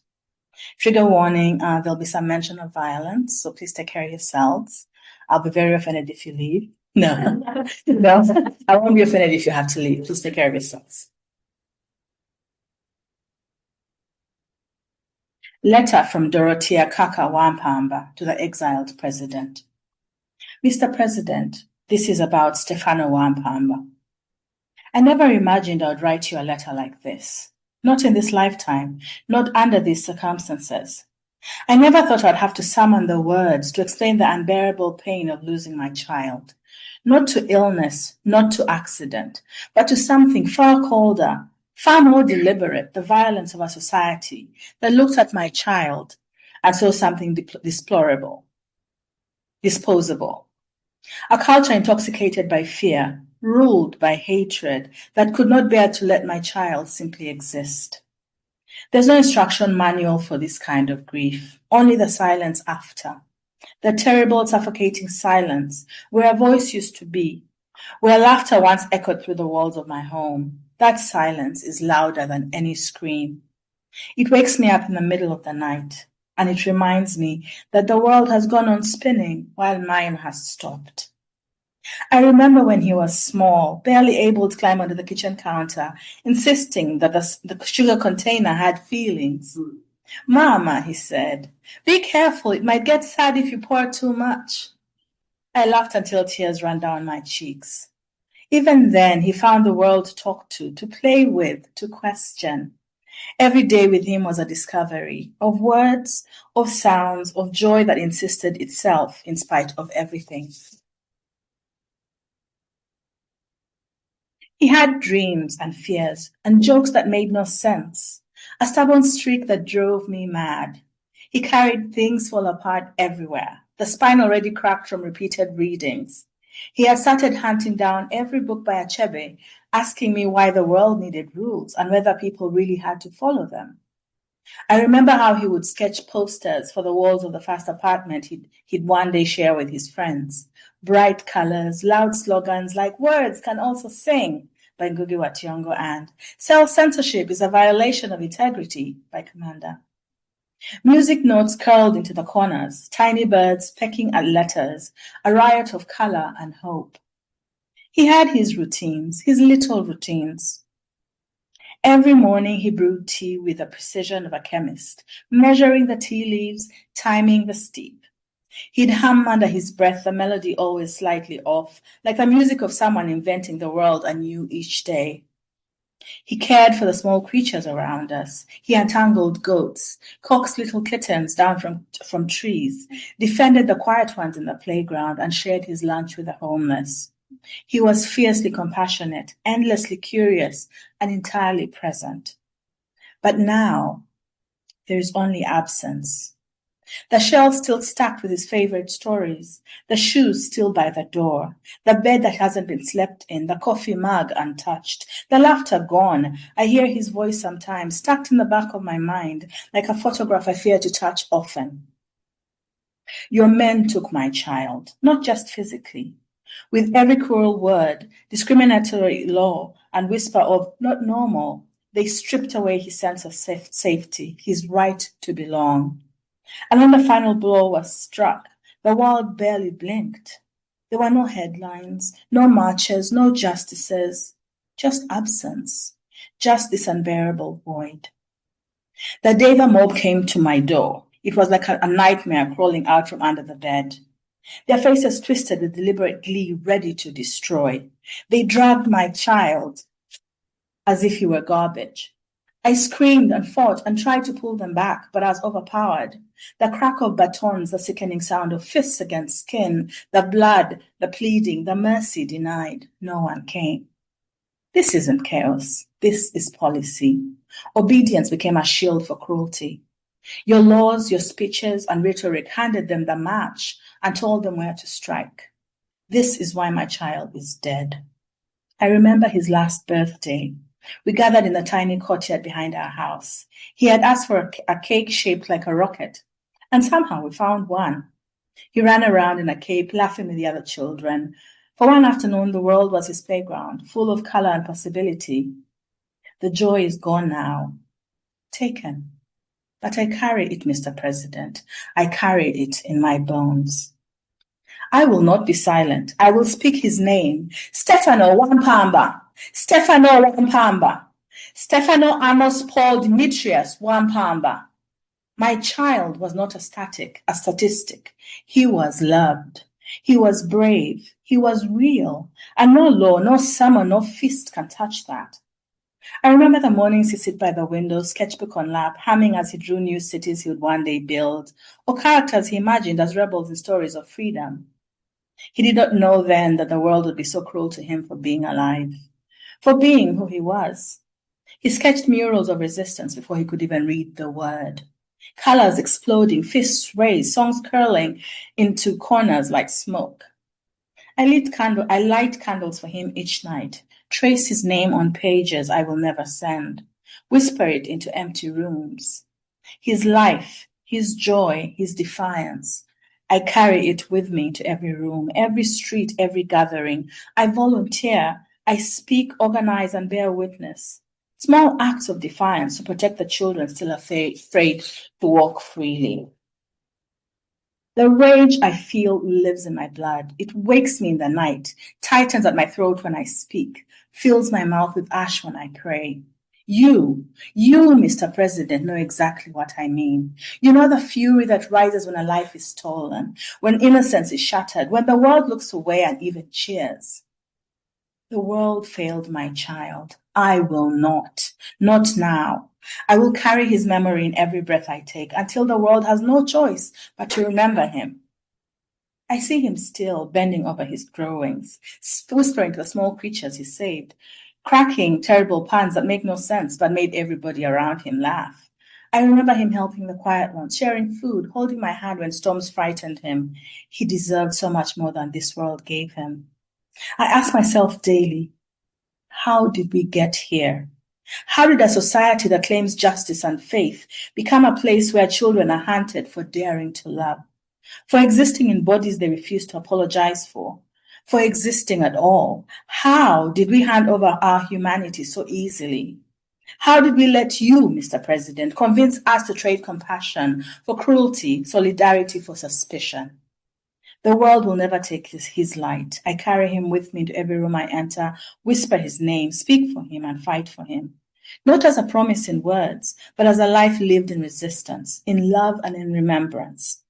Even in exile, even in sorrow, even here, I carry him with me. With all my love and all my rage, Dorothea Kaka Wampamba. La date, whom it may concern, and it will concern you. I'm not writing this letter for applause. I'm writing it because silence in old age becomes a sin. My name is Salongo Muwanga Chizito of the Ngabi clan, and I am 86 years old. I was born in the time of Kabaka Mutesa II when I saw the Union Jack come down. I heard aborted soldiers marching. I saw Amin's wrath, and I watched Mukulu speak big English while sowing small justice. Mwabana Bafe, you say, Jaja's memory is long. Yes, it is long because I have lived through many lies. And I'm telling you now in the language of our blood, do not forget this man. Do not forgive what he did before the truth is spoken. I watched Mukulu rise. In 1986, he came to Buganda and said, Twalete Dembe, we brought freedom. He said he had no interest in power. He said he was only here to restore sanity. But what kind of sanity sends the Kabaka, our king, into exile again? What kind of Edembe bans the broadcasts of Uganda's radio? What kind of unity arrests Akatikiro for asking about land? Do you think we do not remember? Omuliro tegugusazibwa ku bulooka. Fire is not put out with a blanket of silence. We, the elders, watched as he played chess with the country. He divided the north and east, he bribed the west, and he insulted the central. And he stood and said, I am the father of the nation. Tata chi. Tata atunda abaana be? What kind of father sells his own children? I warned the young men at the Luchiko. I told them a man who overstays in a friend's house begins to rot the mat. But they said tulina Wi-Fi jaja, tukoye politics. Now look, the country is bleeding and you're there tweeting. Let me tell you this as someone who has buried too many friends and seen too many uniforms change colors. Power does not rot alone. It rots the soil it sits on. And now the man is in exile, hiding behind walls, sending letters full of excuses. Gachitegeza, What does it mean? It means the mountain is finally tired of his footsteps. To Mukulu himself, if these words ever reach your ears, Ogambandi Gulutalaba, do you believe heaven didn't see you? The way you laughed as men disappeared, the way you removed term limits, like a man plucking feathers from a chicken he didn't raise. Let me warn you. Lwaki nti ensi ya Uganda emala olabyedda ensi eyo? Why do you think Uganda will simply sigh and forget you? History sharpens its knife slowly, and when it cuts with precision. To my grandchildren and all my students, both those I taught in the classroom and those who only saw me at the Chivanda, listen well. Do not make gods out of men. Do not trust a man who builds a palace and refuses to leave it. And never believe the man who says, without me, there is no country. That speech is the speech of a thief.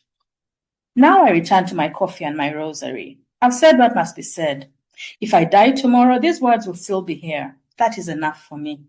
Mukole n'ebirungi temulabira, ensi by'ebbanga abaana by'ekisajja. Do good and do not forget. When the country falls, it's the children who must lift it.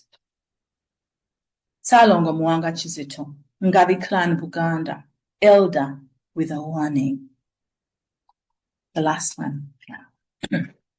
From Uganda, Your Wounded Wife, by Uganda, personified as a betrayed woman, performed barefoot with a single drum beat closing night of the Diaspora Poetry Festival in Kigali. To you, Mukulu, my husband turned stranger. You came to me like a warrior prince, clad in khaki and promises, fire in your eyes, whispering sweet revolutions into the fertile curves of my soil. You said justice, you said a new dawn, you promised rivers would run clear, fields would bloom, that I, your bride, would never thirst again. I opened my arms wide as the Rwenzori peaks. I gave you my forests, dense with secrets, my lakes, silent witnesses, my children, my heart walking outside my body. You vowed to shield me, but you became the storm. Winds tearing my villages, fire burning my harvests, shadows filling my empty homes. You carved your name into my constitution like a drunken lover burning flesh. Promises turned to scars, scarred sacred laws turned into your playground. You sold my fertile thighs, oil drilled, land grabbed, foreigners digging my veins. You smiled under flashing bulbs, your lips polished, your hands clean. Obulimba wona, all lies. You raised your hand against my daughters, dragged them by the hair through the streets of Kampala, beat them down at the Makerere University gates, preached order from behind bulletproof glass. You exiled my sons. You carry me like a secret too heavy, hiding in Canada's cold, whispering my name in Nairobi alleys, sleeping under bridges in Libya. My womb, once sacred, is now a graveyard for unborn dreams, for children starved, bombed, forgotten. I'm tired. Tired of your flags fluttering like lies, tired of your hollow speeches, tired of your prayers falling like ash on cracked earth. You made me kneel on dirt, on shame, and on broken promises. But I am rising, barefoot, bare-breasted, teeth of lioness who bore me. But Nagi, I am not done. I want my name back. Not the one you wrote in dust, the one sung in village squares, the one carried by boda horns on Kampala Road, by drums in Kitgum, by church bells in Masaka, by children's laughter in Jinja. I want my colors clean, green of my forests, blue of my lakes, gold of my sunrise over the Nile. I want to dance under the skies with no soldiers, to sing my songs uncensored, to bleed without blame, to grieve without guilt, to live without your shadow. This is my goodbye. You are no longer my husband. You are my shame. When I am free, I will wear white, not as your bride, as a warrior cleansed by fire and tears. And the world will know Uganda has left her abuser. UGANDA, wife and country. Thank you.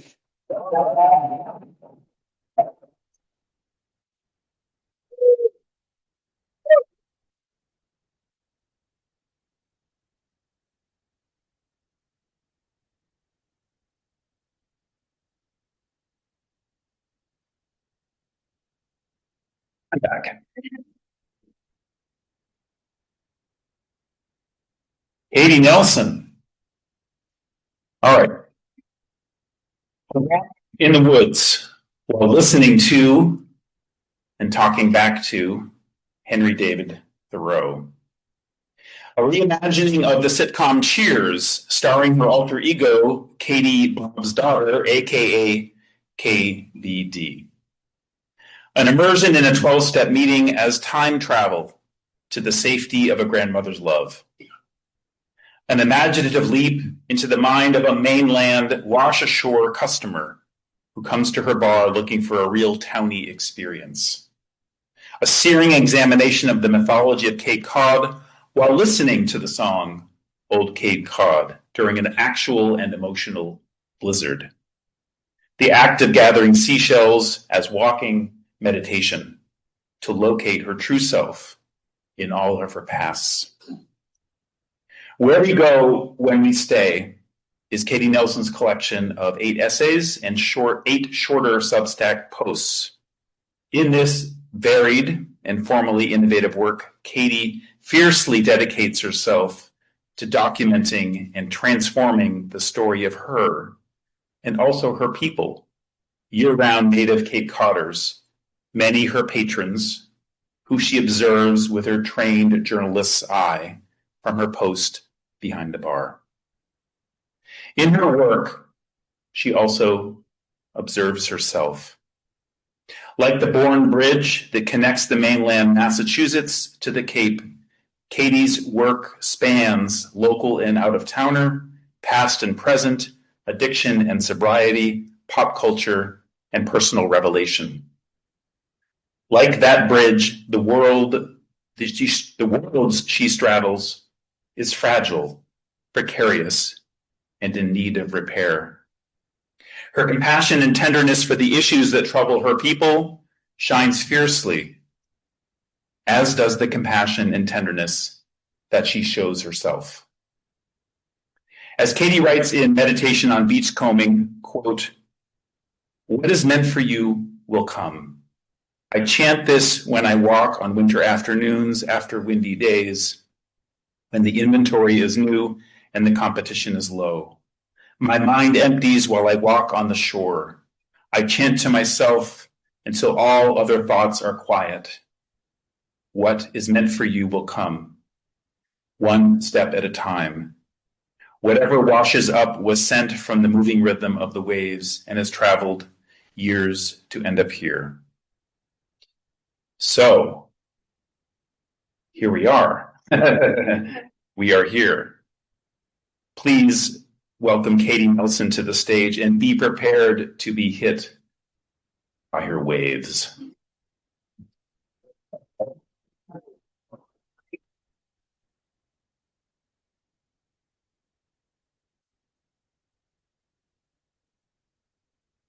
Okay, I understand you all when you say it's really hard to read after people are so nice to you. So I'm dropping us into an essay called HDT and Me, which Ethan talked about a little bit, where I'm just going to skip the beginning because time.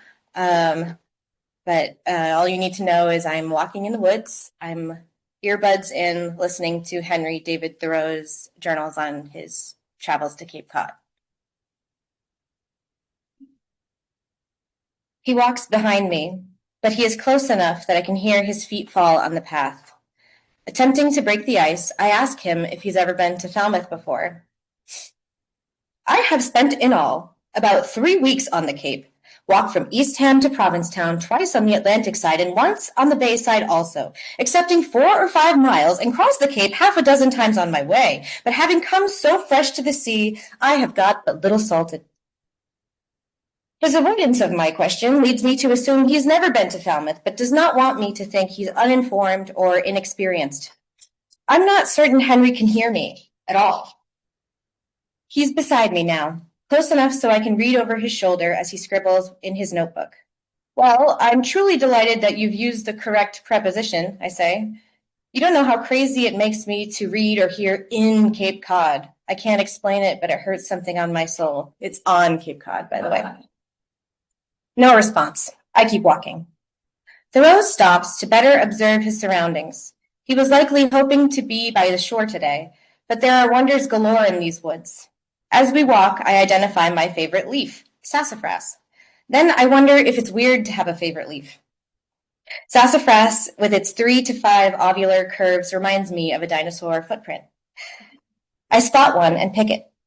If you rip sassafras leaves apart and breathe deep, I demonstrate and present the torn leaf below Henry's nose, it smells like Fruit Loops. He has nothing to say, but nods and continues to sketch or write. Walking past him, I hum to myself as he takes notes. Pencil gliding over page, he thinks for a moment and nibbles on the end of his writing utensil before he continues. He doesn't look up or realize that I'm far ahead of him now. He doesn't care what Fruit Loops are or how they smell. Thoreau is focused and can't be bothered to just be. This is not how I thought he would be. I expected more joy from him. I really can't tell if he likes it here, or if I like him, or if he likes me for that matter. When he speaks, I startle and jump at the sound of his voice. Out of nowhere, he says some shit I cannot forgive. Of all things, he says, a strict regard for truth obliges us to say that the few women who we saw on the Cape that day look exceedingly pinched up. Well, here we go, I think. A strict regard for truth? No one asked you, Henry. I knew I didn't like him. He's a product of his time, I remind myself, excusing his assholery. My tongue may draw blood if I continue to bite it. They had prominent chins and noses and having lost all their teeth, and a sharp W would represent their profile. That feels a bit much, I tell him. I keep walking to stave off the growing desire to kick this celebrated and renowned thinker right in his 1800 shin. He goes on. They were not so well preserved as their husbands, or perchance they were well preserved as dried specimens. Their husbands, however, were pickled. A strange warmness swells in me. His assessment proves we've always been a drinking town, I guess, but I've had enough. This isn't exactly what I was hoping to hear. Only we can say that about each other. No one from over the bridge has afforded an opinion on our level of pickle. I say, turning around. Finally, he stops, looks me in the eyes. Maybe shut the fuck up about people you don't know. I don't think you're going to publish this, but maybe consider not generalizing a whole population as W-faced, toothless alcoholics. Thanks. His voice stays level and soft, as if to say, I wasn't finished speaking. But, Henry says, pausing for dramatic effect, we respect them not the less for all that. Our own dental system is far from perfect. Ignoring Henry, I look above me.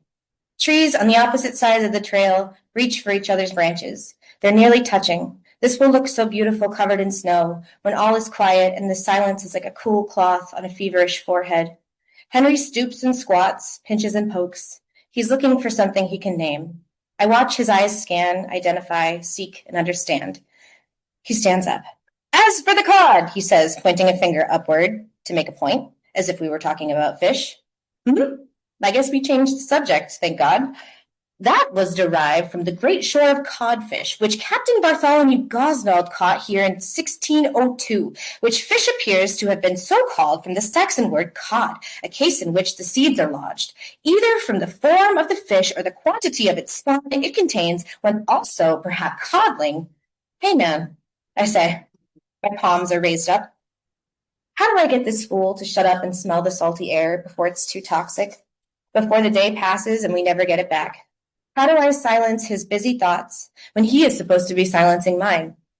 We are almost to where I hope to bring him, Ice House Pond, and the beech tree grove is only a few paces ahead. I don't want to talk about ugly locals or codfish anymore. I'd rather talk about how tall the trees were when he was here. I'd rather talk about where the otters go during the day, or what the birds might be calling to each other at twilight. I'd like to think about the societal benefits of environmental stewardship. And I thought that's what Henry was going to give me. I'm considering silence over whatever observations Mr. Thoreau thinks are important enough to mark down. For a moment, my finger hovers above the pause button, but I decide to be patient and give him one more shot.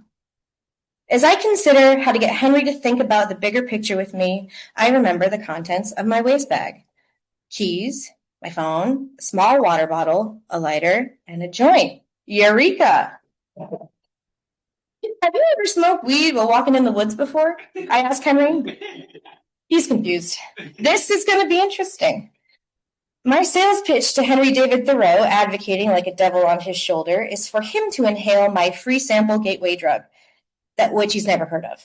I tell him marijuana, also known as cannabis, is to be smoked like tobacco, kind of. I tell him this will slow you down, slow down the way you think in a good way, so you'll be able to physically relax without your racing thoughts.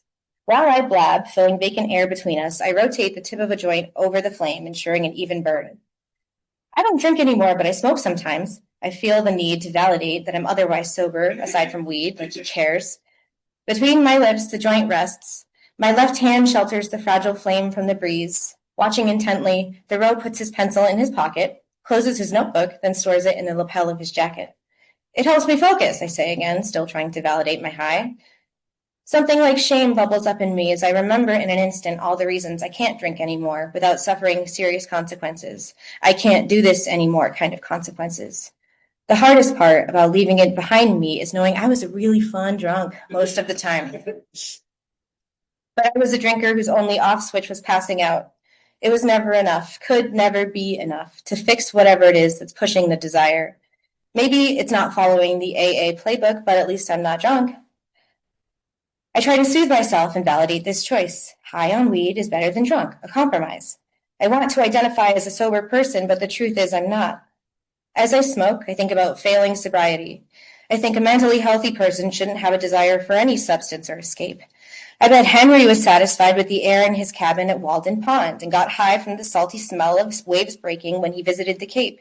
Maybe he snorted the smell of morning dew or huffed the fumes of rain falling on dry earth. The world was in lockdown, and I was an essential worker. One night, I got high and meditated through a panic attack just to prove to myself I wouldn't die. It was 2020, and I was 1 year sober the first time. I decided to try smoking weed while remaining alcohol-free. If there was ever a time to jump back on the wagon, it was spring 2020. The desire and longing I felt for a bottle of wine or a pack of seltzers to guzzle until I fell asleep was frightening. After a few puffs, that longing felt tameable. Under a weighted blanket in my living room, I lay flat on the floor, listening to as a disembodied voice from a meditation app told me to inhale 2, 3, 4, hold 2, 3, 4, and exhale 2, 3, 4, 5, 6, 7, 8. Completely still, my heart ran like I was being chased. I imagined the little demon clutched it for my heels and told me to fear, so I trembled. Panic curled itself around my lungs in a vice so tight I couldn't get enough air. Every curse the demon spat at me, blaming me, hating me, and crushing me, echoed through my skull in my own voice. As I lay still, taking thin, weepy breaths, the only way out is through, I told myself. The only way out is through. The only way out is through. The best thing about panic is that eventually it ends. On the other side was a small bloom of agency. After surviving my stoned panic attack, I became more confident in knowing things and knowing them down to my bones. I'm not sure if I would have conjured the courage or the clarity to learn what I needed to learn from my panic meditation if I hadn't been stoned. Rather than tuning out as I did with alcohol, I tuned in with cannabis. Even so, drinkers tend to make excuses to validate poor decisions. They might kick me out of the AA rooms for that, but at least I'm not drunk anymore. In the woods, Thoreau puts a hand on my shoulder and looks me in the eye as if he can see my memories and feel my aura of regret. Without speaking, he sends a thought into my head. The steps, the rules, the rooms, that's your perceived body of laws. Be disobedient, civilly. He offers me a friendly wink and takes the lead down the trail. I recall what I know of Thoreau's posthumously printed 1866 essay, Civil Disobedience, and feel renewed admiration for my walking partner. Perhaps enough admiration to forgive his pickled comment and the observations on toothless women with W-shaped faces. Before I lose my nerve, I catch up to Henry and offer him the joint. Here goes nothing, I think. Henry's face is contorted with concern. Brow furrowed, mouth tight, he looks nervous. I give him a reassuring smile and push the joint closer to peer pressure him like a delinquent in an after-school special. Maybe when Henry is good and stoned, he'll tell me things he didn't think to write down. After a tentative pause, HDT takes the joint from my hands and inhales a big rip. He sputters and coughs like an old lawnmower. His eyes are coming alive. Colors are brighter. He's brighter. The birds clearer, the sun warmer on our skin. A wild smile cracks on his face, and I think I hear him chuckle.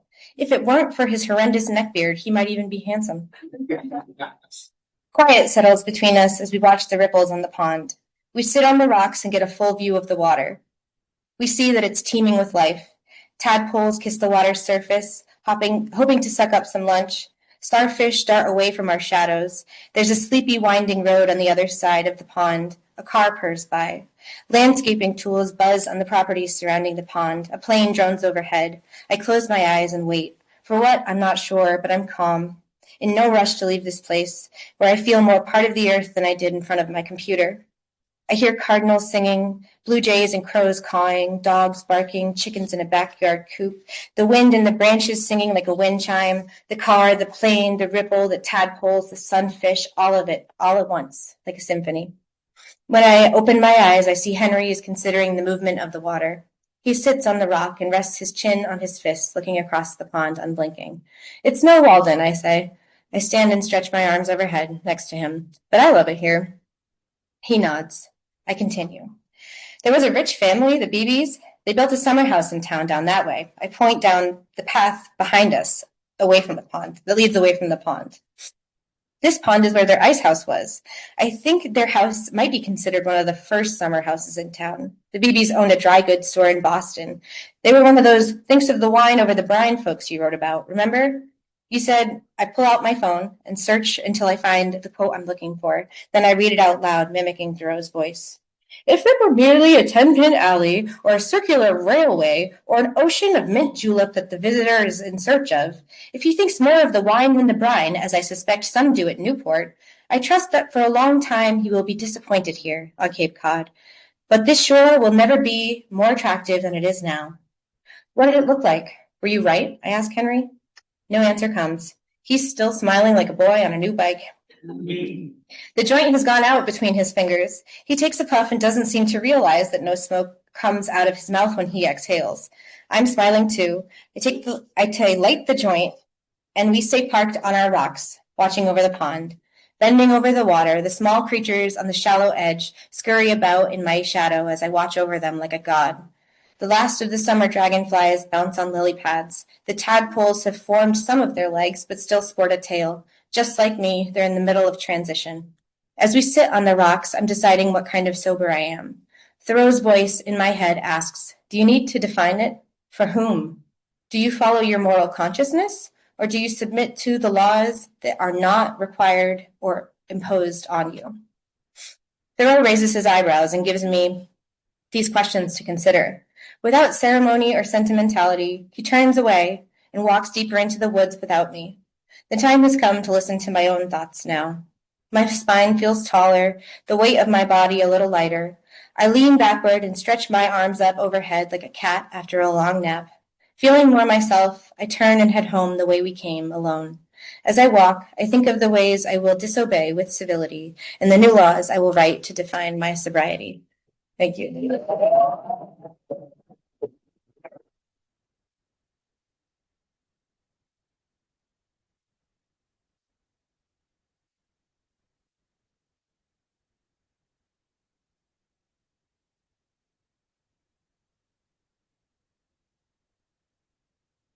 Oh, Ryan LaBee. Often fiction writers are praised. Oops, thank you. Often fiction writers are praised for their imagination as if they had grown it under a hot lamp like good weed. But in fact, they are born with a storyteller's imagination as well as verbal sensitivity. The real work, the work that unlocks that imagination, that also hones and harnesses it, is learned and practiced over and over endlessly and stubbornly. I'm not telling anybody anything they don't know. Always stealing time from other things one ought to be doing in order to write, looking for cunning ways to overcome blocks that we all experience. As for blocks, John Gardner points out that the very qualities that make one a writer in the first place contribute to the block: hypersensitivity, stubbornness, insatiability, and so on. Given the general oddity of writers, no wonder there are no sure cures, unquote. But all of us find a cure, mostly on our own. But deadlines, which we assign here, help. It requires incessant reading, which we also do in this program, developing the eye for scenes and situations and the ear for language. And I maintain an almost uncivil sense for the absurd, even if your aim is naturalism. It's all part of the package. A teacher may not witness a student being stubborn or hypersensitive or insatiable. It is evident in the work. It is evident in Ryan LaBee's stories. When fiction turns toward the fantastic, toward magical realism, whatever you want to call it, it works best if it has its feet on solid ground, if it extrapolates from a point that we can understand, even given its fanciful nature. We recognize its foundation in place. So in one of Ryan's stories, when people in a Midwestern agrarian community find a teenage girl who had some time ago been mangled in a farm machine and long since buried, now lying dead but pristine in a field outside of town, the people who find her have to reconsider what they hesitate to openly express, that their lifelong understanding of reality, including time and space and natural processes, as well as their concepts of guilt, benevolence, and responsibility, might not be true. In the last scuffle of the Ozark Bruisers, two boxers find their scurrilous promoter, Pappy, are lured into an exhibition in a town in which they find themselves in the jaws of a sacrificial magic. Ryan's stories spend just enough time on terra firma before he turns them on their heads. He knows how to use all his senses. Like in Shirley Jackson's famous story, The Lottery, Ryan gives us scenes that we can not only see but hear and even smell, while hinting eerily that things are going to enter strange territory. When a young family drives up a mountain road in a snowstorm, we understand their growing sense of dread, especially when they reach a point where they cannot go forward or backward. If you live in the north and you have driven in such a storm, you recognize this feeling. Is he going to tell us how they dig themselves out or find help? No. But mysterious lights occur while the father's alternate self is back in town getting into very different trouble. But one of the things that impressed me most about the thesis that Ryan submitted is his ability to put together a collection of stories that works together, that is, one story gathers strength from another, and one can see that it is the same dream maestro at work on each one. Thus, we get to know his hypersensitivity, stubbornness, insatiability that Gardner talks about, and the imagination he's trained himself to ride like an unbroken horse. That is to say, his essential madness. Please welcome Ryan LaBee.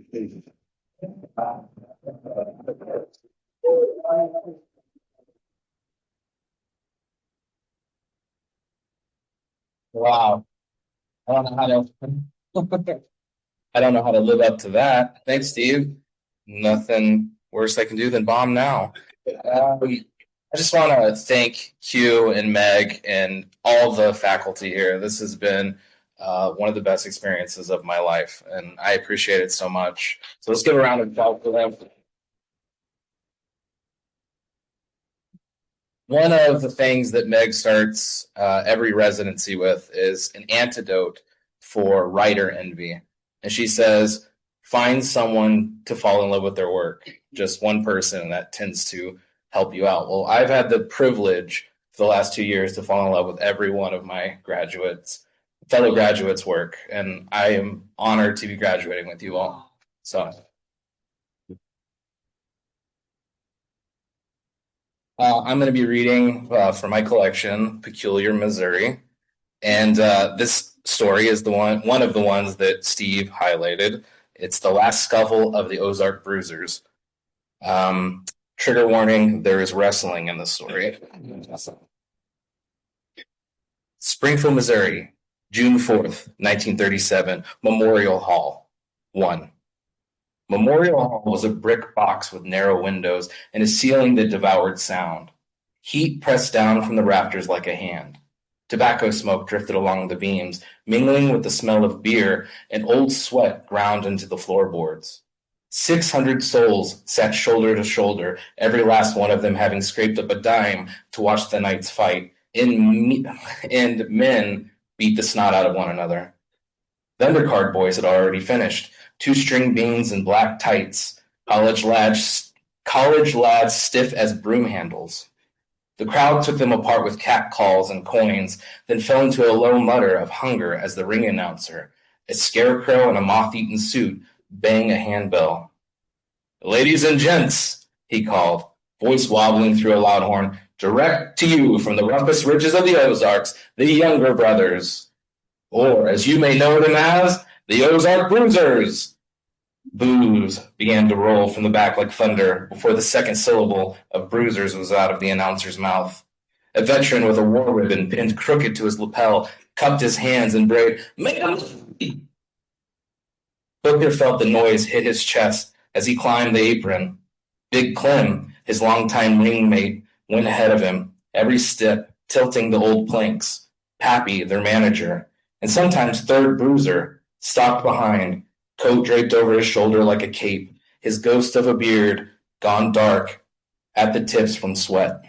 He flexed his big ham hands to get the blood moving. The canvas up close looked worse than it had from the tunnel, a quilt of off-colored patches and needlework, stitched by hand, reminding Booker of something his grandmammy would make, corners puckered like badly set pie crust. Booker's eyes watered from the stink of mildew. He rubbed the pads of his fingers together, chalk dust and rosin making a grit. Clem climbed through the ropes and threw his arms wide in his hayseed bit. "Ooh!" he bellowed, a fair imitation of a bull going stupid. He was playing off the pain well, but Booker saw it pull at the edges of his eyes. He'd been nursing a serious bum back since his fight with little Timmy the Windmill Jenkins. In other towns, there'd be a ripple of laughter, good-natured chuckle before the booze, but not here, not tonight. In Springfield, Missouri, there was nothing but the hard jeer of people looking for blood. Booker slithered between the ropes. He rolled his shoulders, tested the canvas with his heels. The board beneath his heel felt loose in one corner. He marked it. The last thing he needed was a splinter going through a boot heel. The house lights hummed, sending down a pale wash that made the chalk dust glitter like gnats. Across the ring stood 2 young men in satin trunks the color of watermelon rinds, their hair pomaded flat, necks thick as stumps. They were easily a decade younger than both Clem and Book, and they moved like it. The heavy one grinned around a mouthguard and patted his partner's chest to say, "Watch me handle these hillbillies." Pappy hooked one huge arm around Booker's neck and pulled him in close. "Lock up, sell it," Pappy said, keeping his voice low for Booker's ears alone. "And keep it clean, no temper this time. You hear me?" "I hear you," Booker said. He did hear, but he'd heard the old man last time too, and that hadn't stopped him from losing it all the same. He pushed his tongue against a cracked molar and remembered their previous fight. They were supposed to throw it, and there had been a lot of money in it for them if they had, But next thing Booker knew, an elbow caught the side of his jaw, and he saw nothing but crimson. Pappy squeezed his shoulder. Come on now, really, Gary. Don't let your temper win this match. The bell clanged from a table near the apron, and the fight was on. Clem led with a pawing jab that the heavier watermelon boy swatted away. Clem took the boy's wrist, twisted, and made a show of it. The boy yelped on cue and rolled, planting a boot to Clem's belly to sling him toward the ropes. Clem hit and bounced back from the rope with real pain in his eye, his hands shooting up to the middle of his back. He threw a wild shoulder that would have buried the young boy had he not slipped under it. Booker moved in, and he and the smaller one did the dance, feint, tie up, headlock. Booker squeezed hard, and the boy's ears went hot. Then he eased when he felt the tap. Excuse me. The boy shot him blind into the ropes. 1, 2 steps. Booker let momentum take him, and he dropped for the roll. The boy hopped him. Again, the boy hissed under the booing. Booker popped to his feet, hit ropes again, and this time the boy threw a hip toss that rattled Booker's teeth. The crowd liked that. There were even a few claps, but mostly jeers. Hit the big one! Someone shrieked, voice thin and woman high. Smash his face! A man answered, then punctuated the demand with laughter. Booker stood, shook the sweat from his eyes. His mouth tasted like nickel. Clem crowded the heavy boy into a corner and stomped his thigh with those big, slow farm boots. The ring shook under it, ropes creaked, and rosin puffed up around the heels. The referee, a narrow man with slow hands, pretended to count the break. Pappy paced the apron, making his mean face at the front rows, working the heat like he could wring money out of their hate. Come on, the heavy boy spat. Make it look like something. Clem, moving slower than ever, tried to oblige. He lifted the boy and planted him center with a slam that would have broken an honest barn floor. The sound had weight. The crowd rose a little, surprised. There was a muscle in their noise now that hadn't been there a minute before. Booker felt it. It ran along his skin like static, turned the hairs on his forearms to bristles. Clem was doubled over, holding his back. He staggered to his corner and tagged Booker.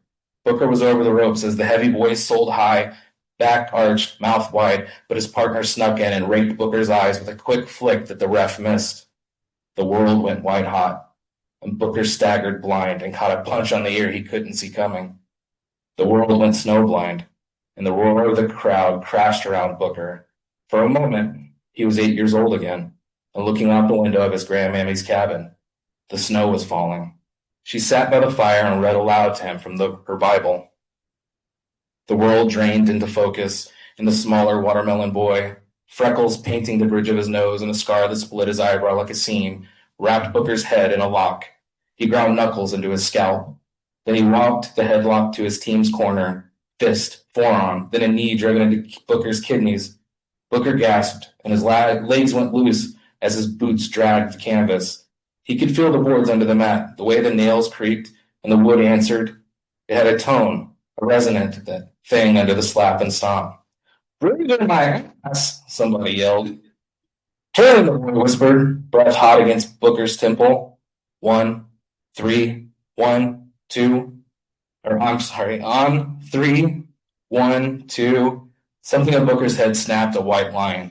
Booker ducked on 3 and pushed hard, throwing the boy off to the ropes. The boy hit, came back, and Booker put an elbow out that caught him flush across the mouth. There was a sound like a plum being squeezed, thump, and then red. A wet sheet across the boy's teeth. Some of it landed warm on Booker's forearm. The front row popped. The war-ribbon man pounded his seat with both palms like a child. There! He bellowed, spittle flying. The boy spat blood. Easy there, Hoss. Booker didn't feel like being easy. He felt fast and thin-skinned. He took the boy over with a short arm and leaned too long on the face grind. Boy hissed and threw him off into the wrong corner. It almost came apart right there, but Pappy's voice bit the air. Clean! And Booker stepped back, shook it off. He had made a simple mistake, a lapse in judgment, but there was still time to make things right. Booker and Clem cut the ring, keeping the bloody boy away from his corner. The heavy partner clapped the turnbuckle pad and shouted for a tag. The already bloody boy reached, and Booker yanked him back by the ankle to a boo that turned into a jeer, and the bloody boy's nose opened on the canvas like a faucet. Booker went for a cover. 1, 2, a penny skipped off his shoulder, thrown from someone to the left. Finally finished, Pappy barked.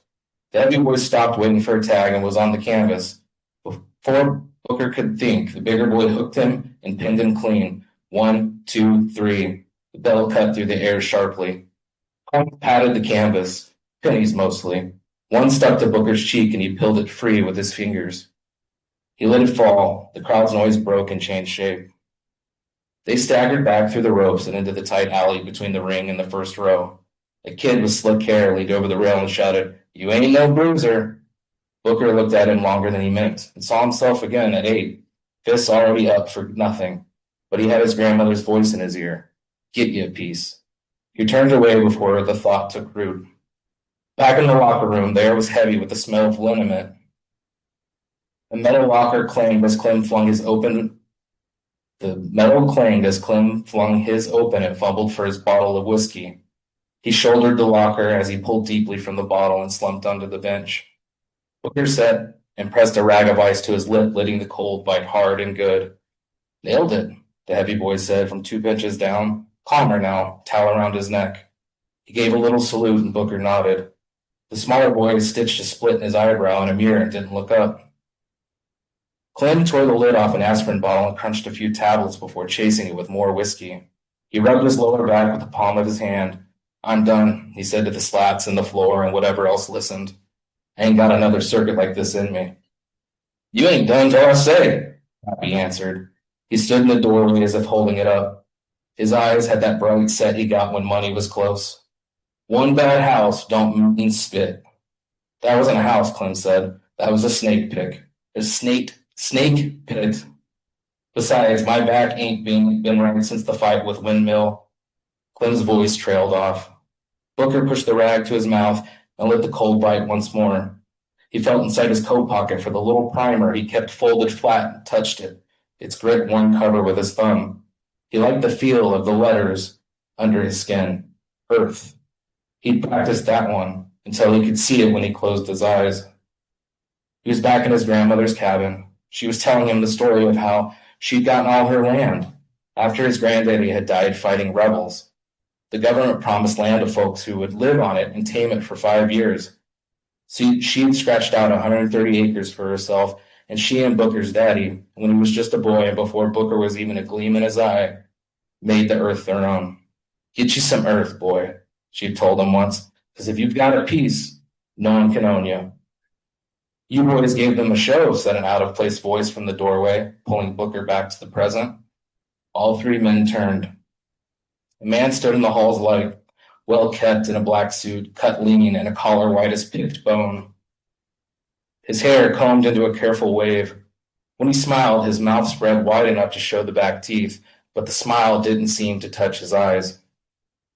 "Who are you?" Clem asked, straightening the best he could. "A fan," the man said. Like that should satisfy anyone. He stepped in enough for the overhead bulb to catch his face. "I came to see you boys fight, and fight you did. You really know how to make the heat." His gaze flicked to Booker. "You spilled that blood by accident or on purpose?" "On accident," Happy said for him. Manager's instinct to swat a hand from the stove. "We keep it clean because these boys are pros." Booker's mind settled on Timmy the Windmill once more. The sound of his neck cracking echoed in his skull, followed quickly by the sight of his body going limp in Clem's hand. The man's smile shifted. Not wider, just different. "You keep it honest enough. That will do." He reached inside his jacket and brought out a roll of coins wrapped tight in waxed paper. He held it out, palm open. "Peculiar would like to offer you the ring of a lifetime." "Peculiar," Booker said before he could stop. "A town 30 miles east of Kansas City," the man said. "A place that appreciates men of your talents and who give their bodies with intention. We are Founders Day this coming weekend. We'd like to hold an exhibition." He let the word hang. "Entertain us for one night." "Who's us?" Clem asked. My flock," the man said. "Oh, where are my manners? I'm Reverend Pike." He nodded as if he just remembered that names mattered. Up close, his palms looked dry as paper. Pappy took the coin roll. "We've had a good year and the money flows," Pike said, "and we honor a good show." Pappy slid the roll into his pocket. He couldn't help the grin that came with it. "We ain't had a good year, but we do honor a good show," he said and laughed, "and we honor money even more. What's the purse?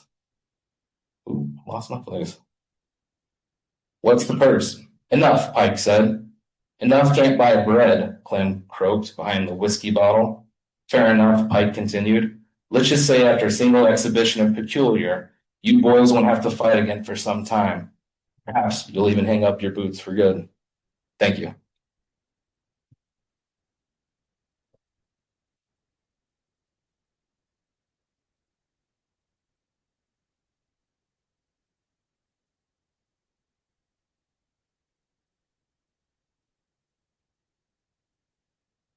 Thank you all for being here. Thank you to the graduates for your amazing readings. Can we have one more round of applause for them?